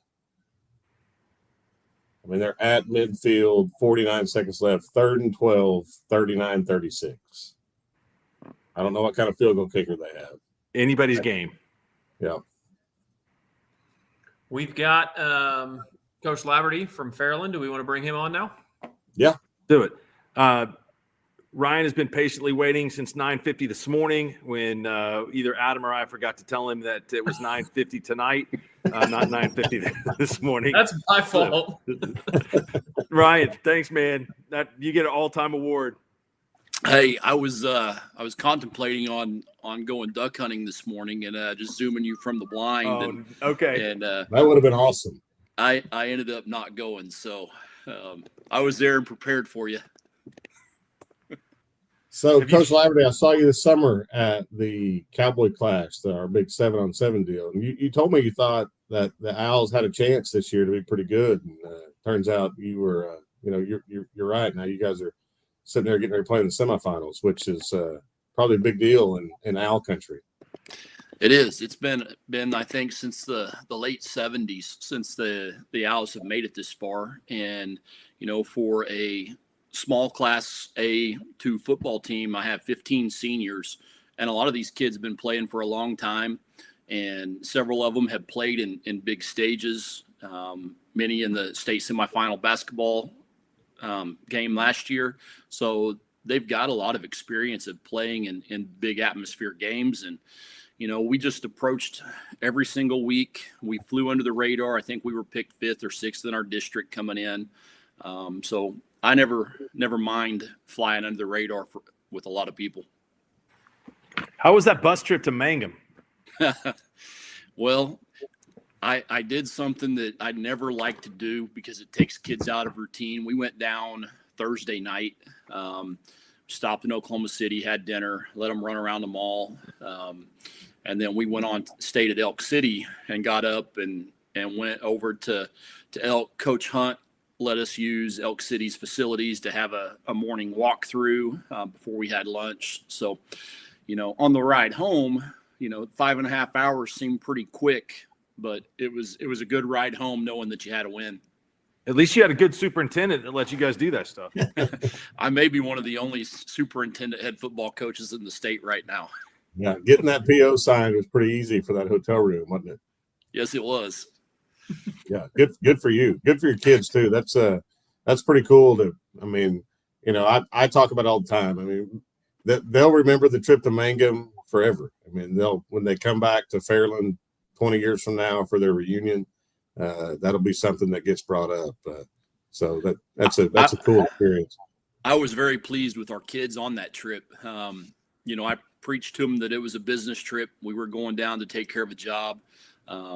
They behaved, they acted well, they were in bed early. We were fighting off a flu bug that kind of started with our quarterback early in the week and then spilled over to a couple of guys, Thursday night. Then they were able to come around and get ready to play. So yeah, it was it was a special week, and it's been a lot of fun with these guys, and they were committed from the very beginning this summer in the weight room, and just committed to each other, and it's been a lot of fun this year. This Tallahassee team was in the state finals last year. They got a really good quarterback and still kind of a young team. They were pretty much a majority of sophomores on that squad last year. No, you've got a really good quarterback too. How do you see this matchup shaping up?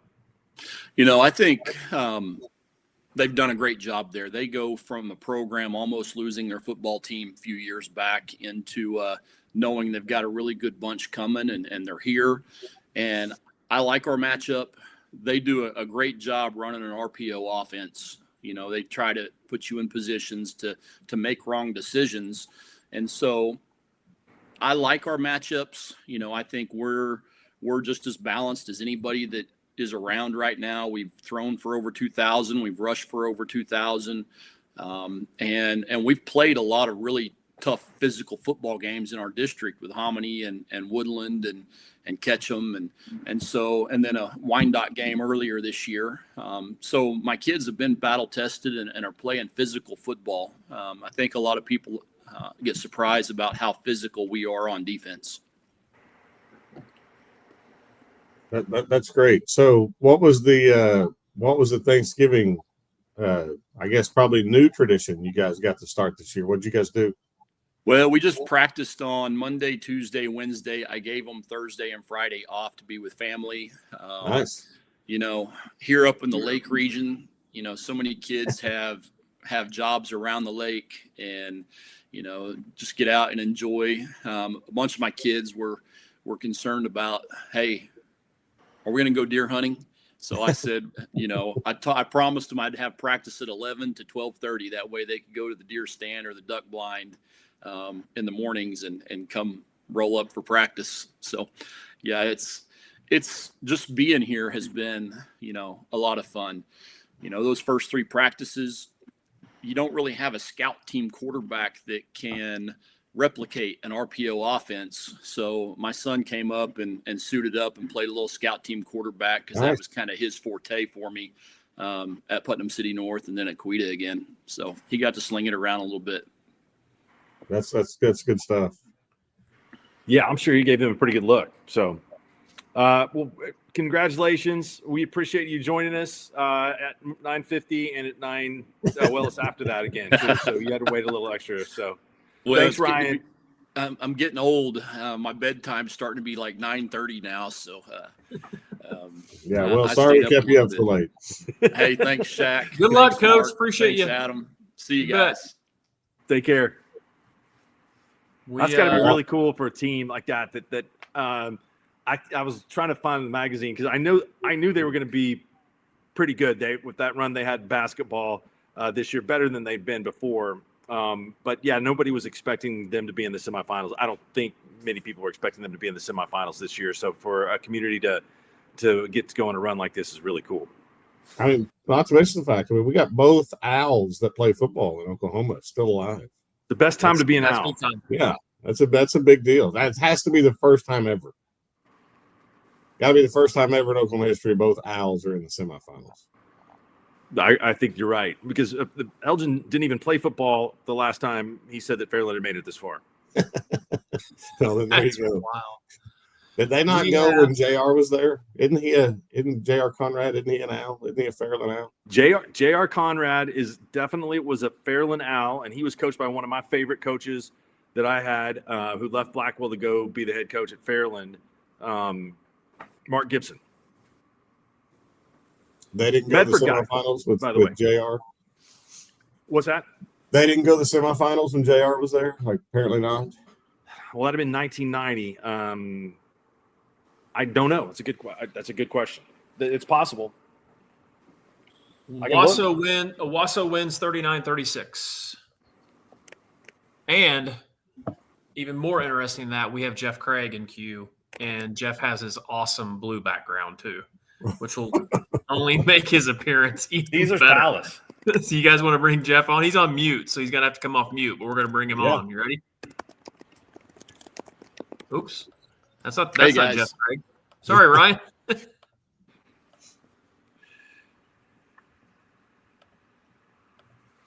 This is weird.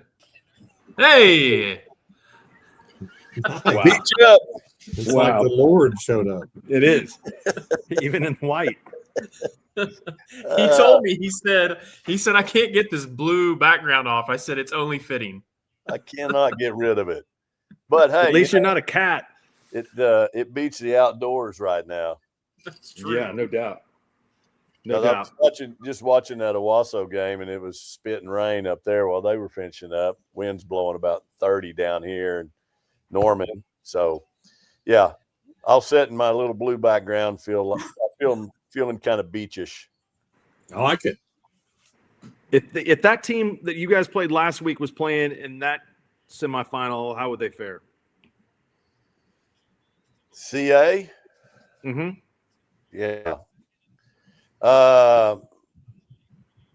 They could play with a lot of people right now. That's a good squad. The scary thing about it that makes it even worse is, they got like 2 seniors on that offense, and I think maybe 2 or 3 on defense. They're just all juniors, so they all get to come back. So, they just operate at a different level than everybody else does right now, and they did it again tonight. Yeah, they're a problem in 5A for sure. Yeah, I give Newcastle credit. They played them hard and kept it close for the longest, but then they just find a way to break you down eventually and just wear you out and pull away. And it's not even – it doesn't even seem – it seemed that was a pretty close game for most of the game. And, in fact, Newcastle had a chance to make it 21-14 and couldn't get it in the end zone. And then next thing you know, you look up and it's 35-7. Well, Mark said it last, I think, on the Pick'em show on Monday. I mean, if you're going to beat Carl Albert, this is the year to do it. I mean, they're just going to get more of a problem over the next couple of years. Yeah, I guess you call this their down year, which is, sad, but you're still got a 51 game win streak on a down year. So, they're going to be quite the problem next year. And that things can, who knows what happens, but you stay healthy and they're going to be a force. And, I know that's kind of a thorn in our side. That's one of those deals, everybody now. You got to find a way to get on that other side of the bracket, I guess, at least if you're going to get pounded by them, just do it in finals. Jeff, you guys had a great season, getting hot after you played those teams in 4A4 that I thought were all really good this year, knocking off Booker T. I know the Quita game was really close early on in the season. So were you happy with the overall performance this year? Yeah, I thought, it was really good to see our guys turn it around and, go from 0-4, with a new coach and half a new staff, and things could have easily went south, and everybody could have easily said, "Hey, these guys don't know what they're doing." But our guys, our kids hung in there and stayed true to the process, and it just took some time to shore up some things. And we're so, our offense is so quarterback driven, it really puts a lot of pressure on our quarterbacks. And when you got 2 sophomores vying for a spot at quarterback, it was probably a little too much for them early on. And then as they got comfortable, and then as we were able to make the transition to 1, it really kind of settled things down. And we kind of started operating at that time, and guys really started getting a feel for what we were doing. And our our defense really did a really good job all year keeping us in games, but it kind of came to a screeching halt. I was happy we were able to overcome a lot. We had there's a lot of unknown things that went on early on in those 4 games that really kind of took away from what we were doing, and was kind of a thorn in our side. And we were able to get past that and really overcome a lot. And then had a lot of adversity right there at the end. And, with some suspensions and some injuries and stuff, it really took us out of what we were doing. But to see our guys step up and win a playoff game, after facing that, those suspensions came on a Thursday, and for us to get ready, losing two very, very valuable players on a Thursday to go win a playoff game on Friday was huge. So, Jeff, McAllister's always struck me as a place that would be a really cool place to coach football or to really coach anything. I mean, I think it just seems like they're all in on anything McAllister sports related. Am I close? Am I off base? No, Lynn, you're right on board. You talk about they love them some McAllister football, and I've got a great support group around there, community members that are they just want to see that thing take off, and they're willing to do whatever, whatever we need. They're there for us on that to support us. So it's really cool in that regard. And I think it'll just get better, and it'll just continue to grow and build. And we'll get some more guys out. Our numbers were down a little bit this year, but I think we'll get the energy going again and get everybody out. And like I said, the town loves it, and they support it, and they're behind us 100%. And it's kind of neat in that regard to have those guys that are really involved, community member wise, former alumni. A lot of alumni still there in town, so they'll want to do whatever to make it be successful, and it's kind of neat in that regard. That's awesome. Now, on your commute back and forth now, do you have any favorite parts of the drive? You're just a robot. Like when you get in that car, you just you leave, and then you're on the other end of it. That thing just kind of drives itself. I have to mix it up every now and then. We'll do the Ada route, the Seminole Highway 9 route. I like that. And then we'll do the I-40 route. But the I-40 route's you can pretty much haul butt all the way home on that. So that's kind of good in that regard. You just got to pay that toll going through there, but other ways they're free. But just don't haul butt and cashing. I mean, matter of fact, just don't even drive over 20. No, go. Yeah, don't do that. Yeah. No. That's a bad plan. But you need to get a Tesla, and you wouldn't even have to worry about it. You can just kick back and read some motivational books or something on your way to and from. I can see Jeff rolling in a Tesla. It'd be perfect. Rolling in my Tesla. I need one of those white Teslas with the white seats. That would it'd go over great in McAllister, I'm sure. That there's would probably go a lot of electric car fans there. A lot of electric car people rolling around McAllister. Yeah. Hey, you need to see. I mean, have them put their money where their mouth is on the support. Let's see if we can get a live buffalo. I mean, if we're going to do it, let's do it. What are they? Ralphie. Ralphie. We need a Ralphie. Yeah. Yes. I mean, let's push all the chips in. We need to come busting out with Ralphie leading the way. That'd be awesome. That would be sweet. Now, I will say this though: if you go through McAllister, there's about 1,200 buffalo statues. There are a lot. Yeah, they are everywhere on that. And all those storms came through and went down, and we had about 3 buffalo down. So they had to rally them up on that deal. That's good stuff. Well, Coach, what'd you do for the holidays? Well, I got back in town. That's the good and the bad. About being out of town. When I get home, I've got all kinds of stuff to catch up on. So my wife cracks a whip and gets me at it. So we had a good Thanksgiving here, though. I was able to, the in-laws came up. I was able to run over and grab my mom, bring her over here and to Blanchard, and then took her back, let her go back home, and then you got to get on them Christmas lights, man. Got to get those Christmas lights up. So Christmas lights are up. I had a couple of my McAllister buddies hook me up. They were like, "Hey, you want to go to the OU game tomorrow?" I got a couple tickets, and I was really not really wanting to go set out in that. They're talking about 40-mile-an-hour winds blowing in, and I was kind of like, nah. But it was either go to the OU game or stay home and put the Christmas tree up. So I think I'll opt out and go for the OU game and sit in the 40-mile-an-hour winds versus Christmas tree. Since I did the Christmas lights all day in the yard. So. You should have called Jake. He could have probably got you into the Santee Lounge, and That's you wouldn't true. have to worry about the wind. Yeah, there you go. We need to get up there and hang out. Yeah. Yeah. That's Be probably where Adam will be better tomorrow. plan right there. Yeah. I had some friends that, are over on the east side up, in the suites up there. I was like, I need to holler at them. I did that one year when we went to a TCU OU game years and years ago. That's when we got coaches tickets, and we're right behind, we're down there on about the, 8th or 9th row, right behind the visitors. Well, that was when OU decided they were going to put all the student athletes in front of the coaches and the recruits.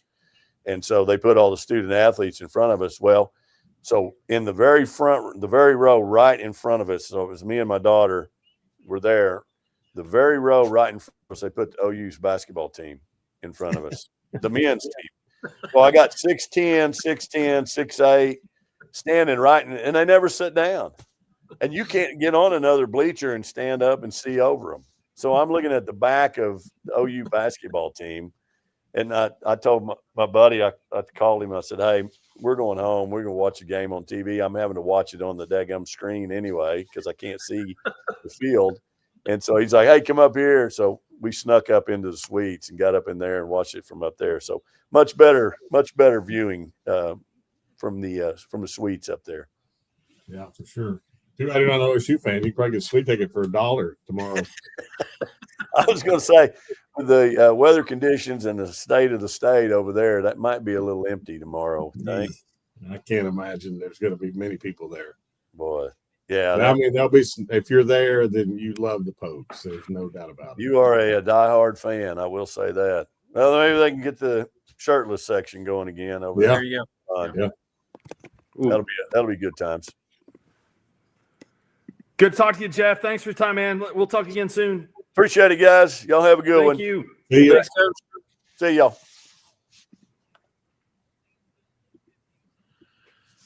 Boy, they're celebrating in Austin. Yeah, Texas. I told you they were going to win. Are they getting in? I don't know. I'm just having some conversations about that. I don't think so. They got 3 losses. 3 losses, yeah. So they lost to who? Remind me.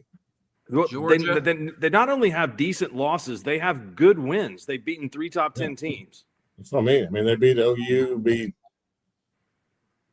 Texas A&M. Vanderbilt. Who else did they beat that's good? Beat Texas A&M. Yeah. And I just watching this team tonight, it tells you everything about them. They barely beat Kentucky. They barely beat Mississippi State. I mean, they played awful in the first half. They looked like they looked like Ned in the first reader in the first half. I mean, second half, they dominated. They got a good defense. Their offense is very inconsistent. So I don't know. Who's their third loss? Georgia? Ohio State. Ohio State, and who's the other one? Florida. That's a bad loss. Mm-hmm. Yeah, Florida's bad. Yeah, that's going to screw them.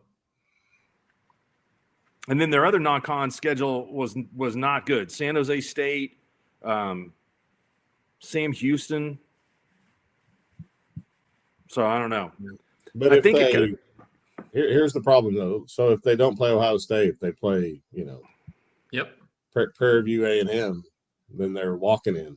Yep. It's true. Well, fellas, if they are in, we might have the first ever, well, at least 100 years since the 20s of 1900 game on campus between OU and Texas. How sweet would that be? Legit. And it'd be in Norman. Yeah. Yeah. Jake's Santee Lounge ticket will be a little more pricey that week.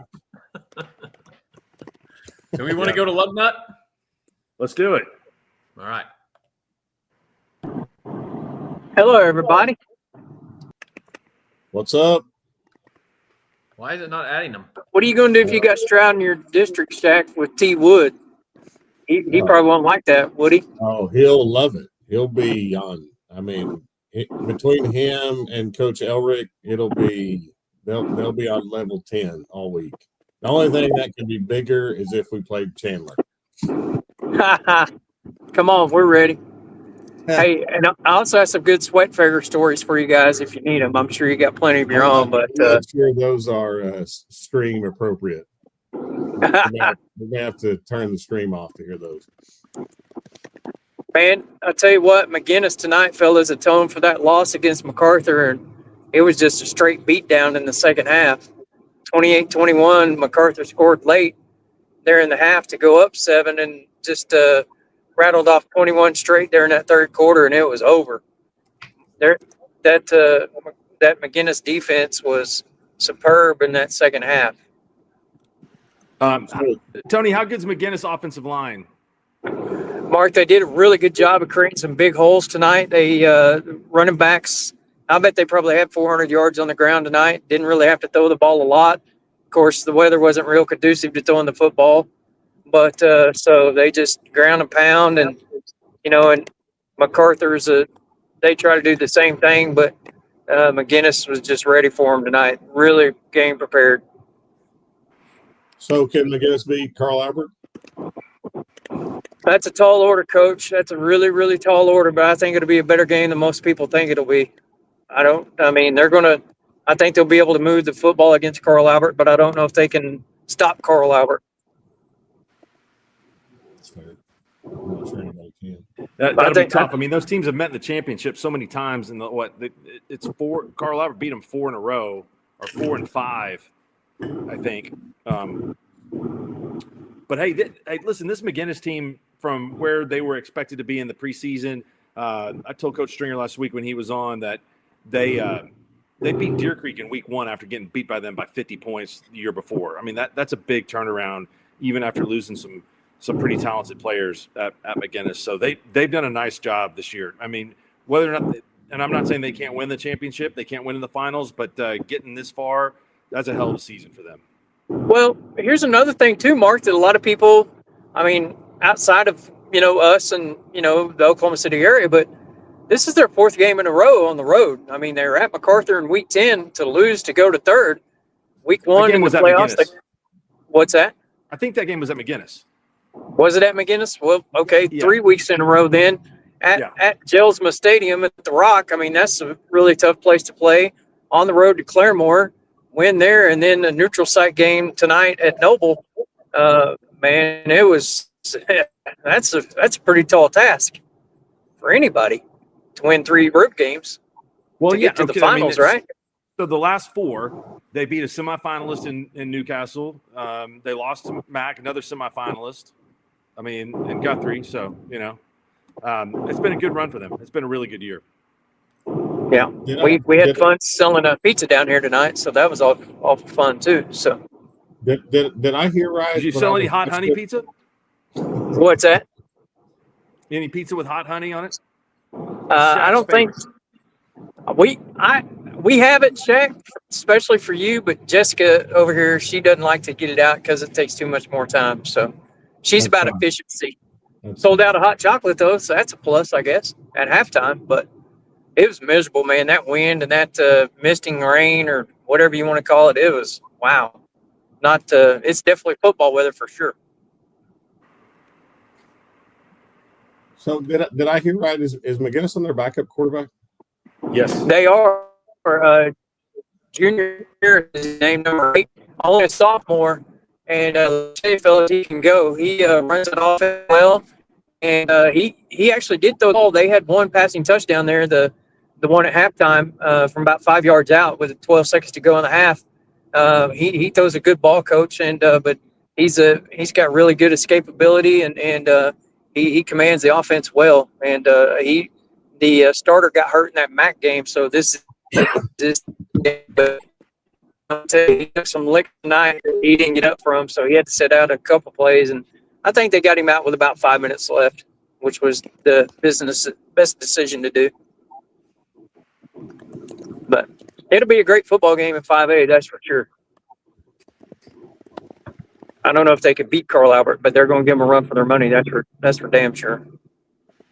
So, any surprises tonight? Didn't see somebody get beat that shouldn't have got beat?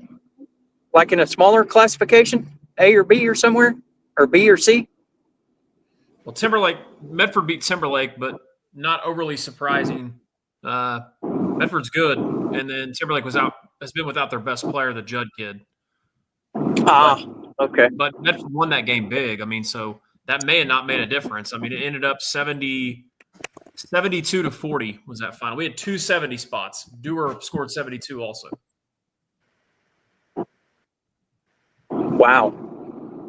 So we'll see B1 and B2 next week, right, Mark? You and I together Yes, sir. on Thursday. Mm-hmm. Looks fun. I'm looking forward to it. Appreciate what y'all do. So we're headed to Chandler, America. See you guys. Appreciate it. All right. You guys be safe. Thanks, Lugnut. All right. We got Brandon Tyler with us. We do. I'm getting ready to add him. The man. What's up, fellas? What's up, BT? What's up, man? How you doing? Good, fellas. Doing good, man. How about y'all? Everybody have a good Thanksgiving? Oh, yeah. Yes, sir. Oh, yeah. Good deal. Did you Thanksgiving at the Tyler house, or do you have to go on the road? No, we're pretty fortunate. My in-laws live just right down the road from us, so we just go about 100 yards down the road and get full. Nice. Did you guys have beans from Wild Horse on the table? No, we'll have that for Christmas, though. We usually have that for Christmas dinner. Okay. I think the beans there are that may be my favorite part. Yeah, it is. That is really, really good beans they got out there. They got other good stuff on that. Break down what we're going to see in Class 4A coming up. I mean, I think this Tuttle team is one of the best that I've seen in a long time, at least for Tuttle. I think that it's every bit as good as the championship team that they had a few years back. And I know Elgin is great. Cushing has got an offense that scored a ton of points. And so Broken Bow may have the best individual player in Graydon Howell. Yeah. It's going to be fun to watch. It is. I think it's a good matchup, them and Tuttle. But, I think Tuttle right now is kind of head and shoulders above everybody else. Brad's got them playing extremely well on both sides of the ball. They're very talented, just what I've seen on them on film. And, Broken Bow, you can't count them out, though, with the athletes they have, especially with Howell, pulling the trigger for them. That guy can score from anywhere on the field. And the night we played, we shut them out the first quarter, and there was a 7-minute span in the second quarter. They scored 28 points, and then fortunately we were able to shut them out the third and fourth quarter and get the win. But they're very talented with him, and then, of course, a running back that came in from Idabel as well, and then the Pratt kid, a linebacker. Those guys are good football players. On the other side, you got Elgin and Cushing. We went to Elgin last year. I know they were hit by graduation, especially up front, but I seen Coach White on here a while ago. Y'all were talking to him, and I've got to know him over the last year and a half, and he's a good dude, man. His staff does a great job, and I've known his DC, Jack Baker, for a long time, and those guys are there for a reason. They're well coached in what they do, and, of course, the running back they have is very, very talented. And Cushing, we beat them my first year, upset them the first round in 23, and they were pretty talented then, still doing a lot of the same things, a lot of the screens and all that. But, 4 very good football teams, but I think Tuttle's kind of above everybody else right now. So we'll just kind of see how it goes next week. No, I think 4A's are really. I think those 2 games will be really fun to watch. I mean, if you're just a football fan and you want to dial into some good football, I think 4A is a class that you could probably pick out and see some really good football get played. Yeah, you're right. Our district alone, Shaq, golly. I mean, us, Ada, Broken Bow, Poto, Hilldale, Poto goes 7-3 and don't even make the playoffs, Many other districts they're in. And you go up north with Grove, they were very talented this year. And Cushing's in the same district. Wagner kind of had a down year, but, tradition where they're usually at. And you got Fort Gibson, which is up and coming right now. They got just about everybody returned. I think they only graduated 4 kids. So they'll be very talented next year. So we're kind of curious, once if we ever get the numbers from the State Department or whatever, to see how we're going to realign to kind of see where everybody's at. So, 4A is always tough. Yeah, Hey, BT's right. I mean, you can kind of see it at the beginning of the year based on the players that were returning and the players that had changed schools and things like that, that 4A4 was as good of a district as there was in the state. Because I don't think that I can't think of any districts off the top of my head that the 5th place team was as good as Poto was. So, I mean, we had the game out there, Sean and I did. when you guys beat Hilldale, that was a very good team. And they earned their way into that 4th spot. So, and I'm sure, I know you guys got a bunch of guys coming back next year. I know it's the same at Broken Bow. And so it'll be different, but I still think that side of the state on 4A is going to be really good. It is, like I said, Broken Bow have mostly all their offense coming back. I think they graduate 8 on defense, so they have to replace some guys on that side of the ball. Hilldale was hit pretty hard by graduation. Ada as well. We'll be pretty fortunate. We lost our best lineman there in the Ada game, week 10. We had to do some shuffling around, so we got some guys some experience, the second half of that game. And then in the playoffs, so we'll have, 4 to 5 linemen coming back now, have a running back, quarterback, all our receivers. So offensively, we got to be pretty good, we feel like, next year. Defensively, we've got to replace some guys, but, that's part of it, and like I said, we'll just kind of regroup this spring and get some guys ready to roll. Awesome, Brandon. Hey, thanks for joining us, man. We really appreciate you participating with us tonight. Hey, you bet, man. It's good to hear you guys. And like I said, talking to those small school guys brought back some good memories, kind of like Shaq was talking about. You go back and play Davis, playing Jody Weber and them.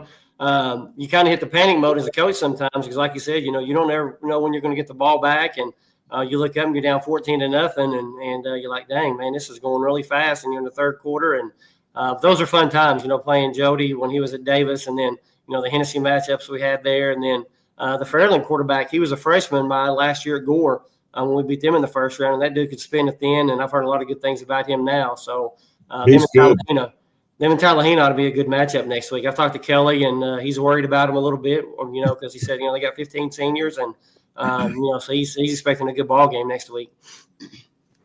Kelly's always worried. Oh, yeah. You got to get him on here. He'll be talking 900 miles an hour and messing up a storm. Yeah. Yeah. We're going to have the dump button ready to go. Oh, yeah. Thanks, BT. Good to see you, man. Hey, you too, fellas. Hey, we'll talk to y'all later. Thank you. Carson Schertz, right? Quarterback at Fairland. Good player. I'm telling you, I saw him this summer at our 7-on-7 deal. They've got some I'm sure they got some linemen that are pretty good, but their skill kids are legit. I mean, the quarterback can go. I mean, and Coach Laverty does a good job. I mean, they looked the part. I'll just put it to you that way. Their skill kids did anyway. We got Hunter. We've got Hunter. We have just a quick little update. We have Hunter Shepard next. Then we are going to be joined by Nick Friesen, who is with the Enid News and Eagle. He covered a couple of the smaller school games. And then we also have Chris Evans is going to join us too as well. So I believe Chris will wrap up the show for us as far as guests. But let me get Hunter in queue and bring him on. Hunter, you there? Yep, I'm right here. I can hear you all loud and clear. Hunter, I still have your headphones here at the house. You looks like you got a new set of headphones. Yeah. These have better noise cancellation than the other ones. Okay, that's good. Well, I haven't seen you since the first week of the season. It's been well, I guess I have. But I forgot the headphones, so that's on me. Yeah, that is on you. That is on you for sure. My bad. That's my bad. Get it together, Mark. I need to get it together. You're not the first person that's told that to me. How was the game tonight at Norman North? Well, it was total domination as you would describe it. I mean, Newcastle's offense kind of struggled in the elements. I mean, scoreless in the 3rd, 21-7, ended up being a 42-7 game. Carl Albert's good. That's the tweet. Well said. Carl Albert's good for sure. Who was Hunter? Who did you find to be the most impressive player on Carl Albert's side? The Matthews kid? Impressed by him? I would definitely say the Matthews kid. 3 overall touchdowns. One of them was an 80-yard kick return, and he just straight up housed that thing. So where are you going to be next week? Well, I'll be in Yukon next week for the Washington OCS game, but I will be up at UCO on Thursday and Saturday as well. So, I won't get to see Class C and 6A2, but I'll get to see B1, B2, and 6A1 and 5A. It's a big week. Oh, yeah. So, Hunter, who's the best team you've seen this year? Oh, boy. I know Tuttle's definitely up there for one. watched them scrimmage Washington. It was a really tight scrimmage. Obviously, I saw them play Guthrie. We know how good the Warriors are. Warriors Nation, let's ride. But I know Jones can put up some numbers. Marlowe plays really physical. Sulphur looks the part. Just good football all around. Yeah, there's definitely a lot of good football around you. Yeah, a better question than what Shaq asked, Hunter, is where of all the places you've been so far this year, where's the best place, the best food you have had traveling to games? Oh boy, that is a really tough one. I know there was a little cafe in Guthrie I grabbed some breakfast from that was really good whenever I went up there on a Saturday to do the Altus game. Oh boy, and then obviously you can never go wrong with Libby's in Goldsby. I think Adam was asking the leading question. I think he was hoping you would say Ken's, but it's been so long since we ate there. Oh yes, Yeah. that one. I forgot about Ken's. That place is fire. And Yeah, at least you knew to put the honey on the bread, unlike Adam. Yeah, I mean, I didn't figured eat you would butter remember bread. that. No, my mind threw a blank there. I mean, like I said, I just got back from covering a game at Norman North. You're a breakfast guy, aren't you, Hunter? I mean, if you could eat breakfast for dinner, you'd do it, right? I would. I respect that. Yeah, I'm right there. I love breakfast. It's hard Yeah. to beat sausage and eggs. Who's the best Well, Hunter- player you've seen this year, Hunter? Who's what? Best player. Best player. Yeah, that one's a tough one too, because I know, like, obviously Creed Barrett and Case Alexander and Josiah Dickerson from Washington are really good. Cruz Campbell from Tuttle, he can spin it. Hudson Morgan from Marlowe, really good both two-way player. And the Owens kid from Davis, one of those guys that's like, obviously in a wishbone offense, he can run it, he can throw it, he can do everything in between. That's good stuff, man. Hey, thanks for joining us. You're going to be at the championship games next week? Do what? Which you'll be at the championship games? Yeah, on Thursday? I'll be there on Thursday and Saturday, but I'll be at UConn on Friday. Good deal. Looking forward to seeing you, man. Thanks, Hunter. See you, Hunter. Anytime, guys. All right, you ready to bring Chris Evans in? He's got to hop out of the press box, so we're going to bring him in next. Is that cool? Yep. Yes. There he is. Chris, what's up? Hey, don't try to persuade Hunter Shepard on his eating place. He said Katie's and Guthrie first. Just let it roll. I know there's great places in Fairview. Just let it roll. He said Katie's and Guthrie. I heard it loud and clear here in Catoosa. They have great breakfast food there? For Hunter Shepard, yes. Oh, Katie's and Guthrie's legit. I want to try that. Yeah, breakfast and lunch anytime. They close at 2, but it's good food. No, it's solid. I've been there a couple times. It's way good. Give us a rundown of the second semifinal tonight. Looked like it was a heck of a game. Man, it was great. It started off Owasso jumping out to a 26-0 lead. You're like, man, it's going to be a long night, but typical 6A1 semifinal action. Jinx comes back and ties it up at 36-36, and Owasso gets a 28-yard field goal with a little over 2 minutes to go. And, Owasso holds on in a good game. Owasso never trailed in the ball game. It was a fantastic game. The big story, one of the big stories, KD Jones does rush for 56 yards, so he does become Jinx's career rushing leader in just 3 seasons. Remember, he started off at Broken Arrow his freshman year. But the other big story in this one, Jinx Landon Kazar, it was either the first or second series in tonight's game, got hit while throwing the ball. And I don't know if it was his hand or his arm, but he did not play in the entire majority of the ball game.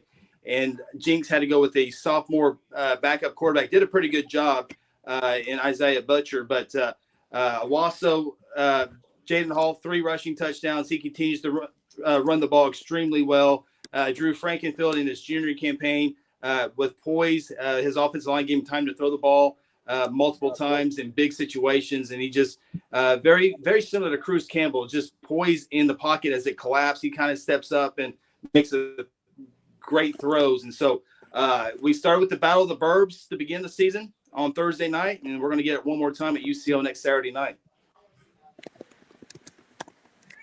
Yeah, it looked like sure, from a coach's perspective, it was probably a nightmare of a game, but from a fan's perspective, it looked like probably a great one to watch. I mean, kind of, like you said, looked early on like it wasn't going to be much of a contest, but it looked like Jinx kind of about the middle of the second quarter kind of figured out what they wanted to do with their backup and kind of got it rolling after that. But great. I mean, I was watching it off and on while we were doing this. Looked like a great game.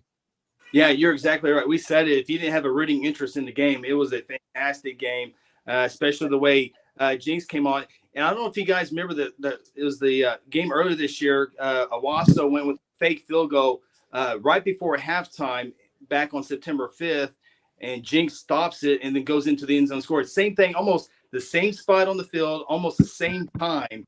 Jinx gets another stop. I mean, Owasso had all the momentum, and Jinx stops it on the I don't know if it looked like a kicker's decision to tuck and run, but Jinx takes advantage of that and tied up 36 at all. And Owasso had a couple of field goals. The wind was a big factor tonight as well. Whoever had the wind behind their back, especially in the kicking game, proved to be a big difference in this ball game. It wasn't nothing crazy. We did have light rain throughout most of the ball game, but I also want to say a big kudos to Catoosa High School. I know they got a lot of flack on social media and other places at 4A Stadium hosting 6A schools. They did a fantastic job. The coach / AD did a great job of hosting. Hospitality was fantastic. We're in no hurry. The only downfall is we're in no hurry to get out of here because the traffic is backed up. We get to park with all the buses. Of course, Broken Arrow, Bixby, Jinx, and Owasso got 25 buses when you count their band. So we are in no hurry here. It's still raining. So we got a couple double whammies leaving at Catoosa tonight. Hats off to Catoosa. That's probably no easy task to do the day after Thanksgiving. And one of the reasons they're doing it is because there's not a lot of people that are willing to do that. So kudos to them for stepping up and hosting that. Good job. Absolutely. They did a great job. And they've done some great facilities here at the stadium. So they were able to showcase that as well. Even got an elevator. I know Mark Rodgers would approve the press box with the elevator here. So it's a great venue. They did a great job. The stands were packed the entire time. So kudos to Catoosa. Yeah. You can slide over and put a 50 on Sooner Red too for Adam's brother if you want before you go home. I don't need an elevator. I just can't have stairs without any handles on the side leading up, but to a press box that has no area to dismount. So I think we're good. I think so. I'm gonna see if I can get the Mark Rodgers suite across the street. I know the lights are bright over there. Don't even go there. I was about to say something that was going to be inappropriate for those that knew, but I'm not going to do it. So I was just going to say you better get out of that high crime area quickly. Yeah. So I did see a guy walk into. I'm always afraid to go when I'm in Tulsa to go into Quick Trip because I feel like I'm going to be on the first 48 because they always have great video coverage there. And so I figured I'd be like at the cash register and be on the first 48. But I did witness a guy walk in with a ski mask on today. Ooh. And I surely he's going to take that off before he goes inside. Walks inside the Quick Trip with a ski mask on. And I was like, am I the only one seeing this? And apparently it was just a normal day at the Quick Trip over there off of Memorial. Man, you can't go into a convenience store with a ski mask on. I mean, you can't do it. Exactly. I mean, it's Tulsa though, Mark. I mean, it's kind of dicey at parts. To Tulsan's credit, I was the only one who flinched. Everyone else took it in stride. Yeah. Just another Friday night. Yeah. So, all right, Chris. Well, we will. I'll see you on Thursday, man. All right, guys. Appreciate you. What time are you going to start setting? What time are you going to start setting all your equipment up? Tuesday, unless basketball gets in the way. Good deal, man. Good luck, Chris. You do a great job with all that, man. Thanks for all you do. Thank you, guys. You do a great job as always. Thank you. Awesome. Chris. Appreciate it. Bye, Coach. Okay, I got a cat that's dying to get outside. I mean, this is the dumbest pet that anyone could ever have. I've already let it back inside once. That disrupted the show. Do I let the cat out? I was wondering if I was hearing that. Shaq, what are your thoughts? I mean, it's your cat. I mean, we can go down the rabbit hole on how I feel about cats if you want. But since you got one, let it out. We'll let Nick Friesen hop in real quick. Nick, what's up, buddy? What's up? How are y'all? We're good, What's man. up? We're good. Oh man, the cat. Yeah. Cat's I on the mean, reset. why can't we get a dog? Does What's wrong with the dog? the cat go outside? This Yeah. looks like a cat that would What's not the fare what's well the in the cat's dark. name? This cat? Yeah. Ozzy? Cat. Just Cat. cat. Lucy. It's Lucy, but it's cat. I'm letting the cat outside. So All right, we got might be it. the We'll last hold down the anybody fort. sees of the cat. Sorry, Nick. Nick, who'd you watch tonight? Afternoon, I went and covered Cherokee and Sealing, and then tonight I covered Timberlake Medford. We'll start with Cherokee Sealing. That was Rush Hunt, man. I mean, he's just a load to bring down, and it's kind of amazing just to see because I know they've been dealing with some, banged up players here or there throughout the season, and he comes back and he just rushes for over 200 yards and 2 touchdowns in the contest, and then Wyatt Tillery has 4 rushing touchdowns, and they I know the killer in that. I mean, they were already down. Cherokee was down 20-0, 28-0, but then Dawson Schaumbacher got hurt for them. Did he really? I think he pulled his hamstring. I don't know. That was just kind of what I saw from the press box, but he was limping off the field and kind of just wrote him off then, I think, because you put in Trig Ream and you don't have Dawson Schaumbacher. You just don't have that run threat ability and that passing ability as well. So, yeah, Sealing cruising that first one. They stopped Cherokee's offense right off the get-go. And then tonight, shout out Medford quarterback Cash Kelly. That guy, 7 total touchdowns, 200 total yards. That guy is phenomenal, and he kind of just put them on his back and willed them in that high-scoring affair. Peyton Pierce for Timberlake had over 300 total yards and 5 touchdowns in the contest. Paxton Glenn, he didn't get going until the second half, but he had 3 touchdowns and over 100 receiving yards and kind of just, mess up time, clean up time or whatever. But every time, I think the biggest point of that game in that Medford Timberlake was between the late first quarter and then all throughout the second quarter, they stopped Timberlake 4 straight times on 4th down, turned them over 4 straight times, and then immediately responded with touchdowns and 2-point conversions. And I think either 28 unanswered against any opponent in Class C and A-man football, let alone Timberlake, is going to get it done for you. So shout out Medford. They're going to the state championship for the first time since 2002 and kind of bringing back the old glory days from the 90s and the early 2000s and everything. Yeah. I haven't gotten you can get from Ryan, Oklahoma to Medford, Oklahoma, and you don't even have to turn. Yeah, that's true. Very true. Highway 81. I mean, that's kind of a revenge game for this year. I like Medford's chances. I do, just the way they can, get the run game ability going, and then, we were talking. Me and Coach Blake Lamley were talking, Thursday, and he's like, the main reason we have all these concepts and stuff is because we have the run game ability, and then you can throw the bubble screens out in the passing game. They didn't have to tonight because obviously, the wind played a factor, and they were just gashing Timberlake's defense in the running game. So they have another threat that I'm sure they have on film and everything, but they can have another threat in the next week's game against Ryan. So I like their chances. It'll be a fun game, though, for sure. Any chance, Nick, in B1 or B2 that we have a different result than we had last year in the finals? The way it looks to me like no. I mean, like Isaiah Drake is so good. Dude, yeah, I mean, I was thinking about that today, too. Sealing beat Cherokee, and then I was like, man, Walika beat them 54-12 last year with Isaiah Drake and all of them. And so I just think Isaiah Drake and what he does, I think he's the greatest 8-man quarterback to ever play, 8-man football. And so it's a bold statement, Nick. Yeah, you got a 2-time champion as a starter on here, right? I don't know, man. There was one from Medford that played for the Chiefs. Yeah. The James Killian that played for the Chiefs in Tulsa was pretty good too. Yeah, that's true. Yeah, that's true. Drake is good though.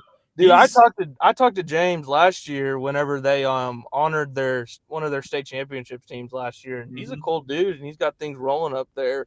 Wherever he's coaching at. I haven't seen the Drake kid play, and I'm sure he's fantastic. It's kind of Really just, good. you know, But he's going to have to be really good to be better than the Bencoma kid that played there.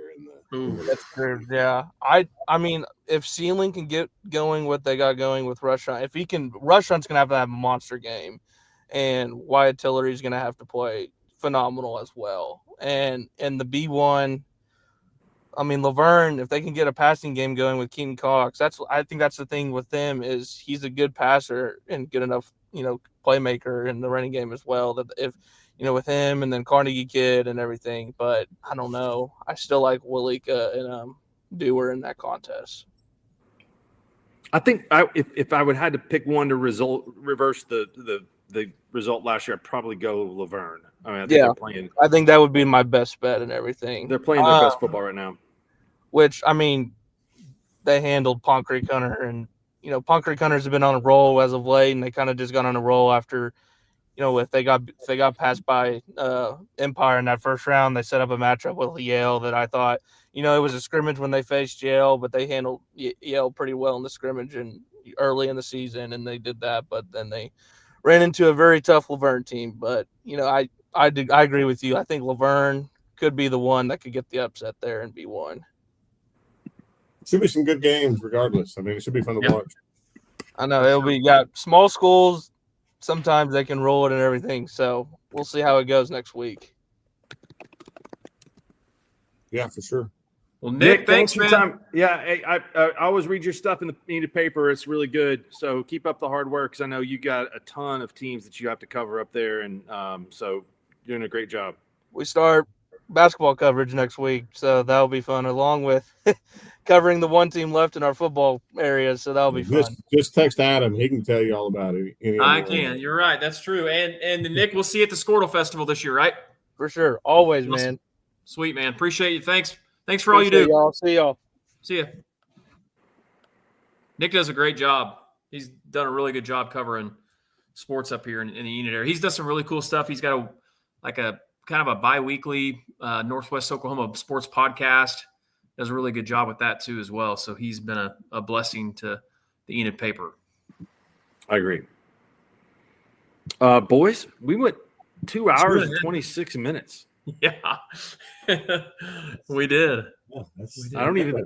We did come close to getting in trouble, but I don't think we did. I think we're okay. I mean, there were some doors that were cracked that we didn't go ahead and kick in, but that's okay.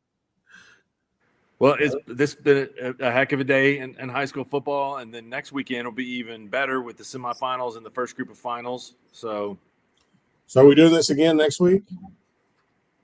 Sure, we can. I didn't know. Are you calling anything Friday night? Nope. Thursday, Saturday for me. It's like it was meant to be, Mark. We got a home hoops game, but I can slide out early. Well, if you get us a strawberry sheet cake, then we'll just meet you there. Yeah, we can do it from my office. I don't care. We can just commandeer the field house. Mark, what time are you doing the game Saturday? Maybe it'd be smarter to do it Saturday after you call. Yeah, I'm doing both Saturday, so okay. So yeah, we could do it after the second final. Yeah, I don't care. Whatever, we'll figure it out. But yeah, we need to figure out a way to do it again. I agree. Well, thanks, fellas. Yeah, you bet. Thanks, Mark, you want to everybody. sign us off?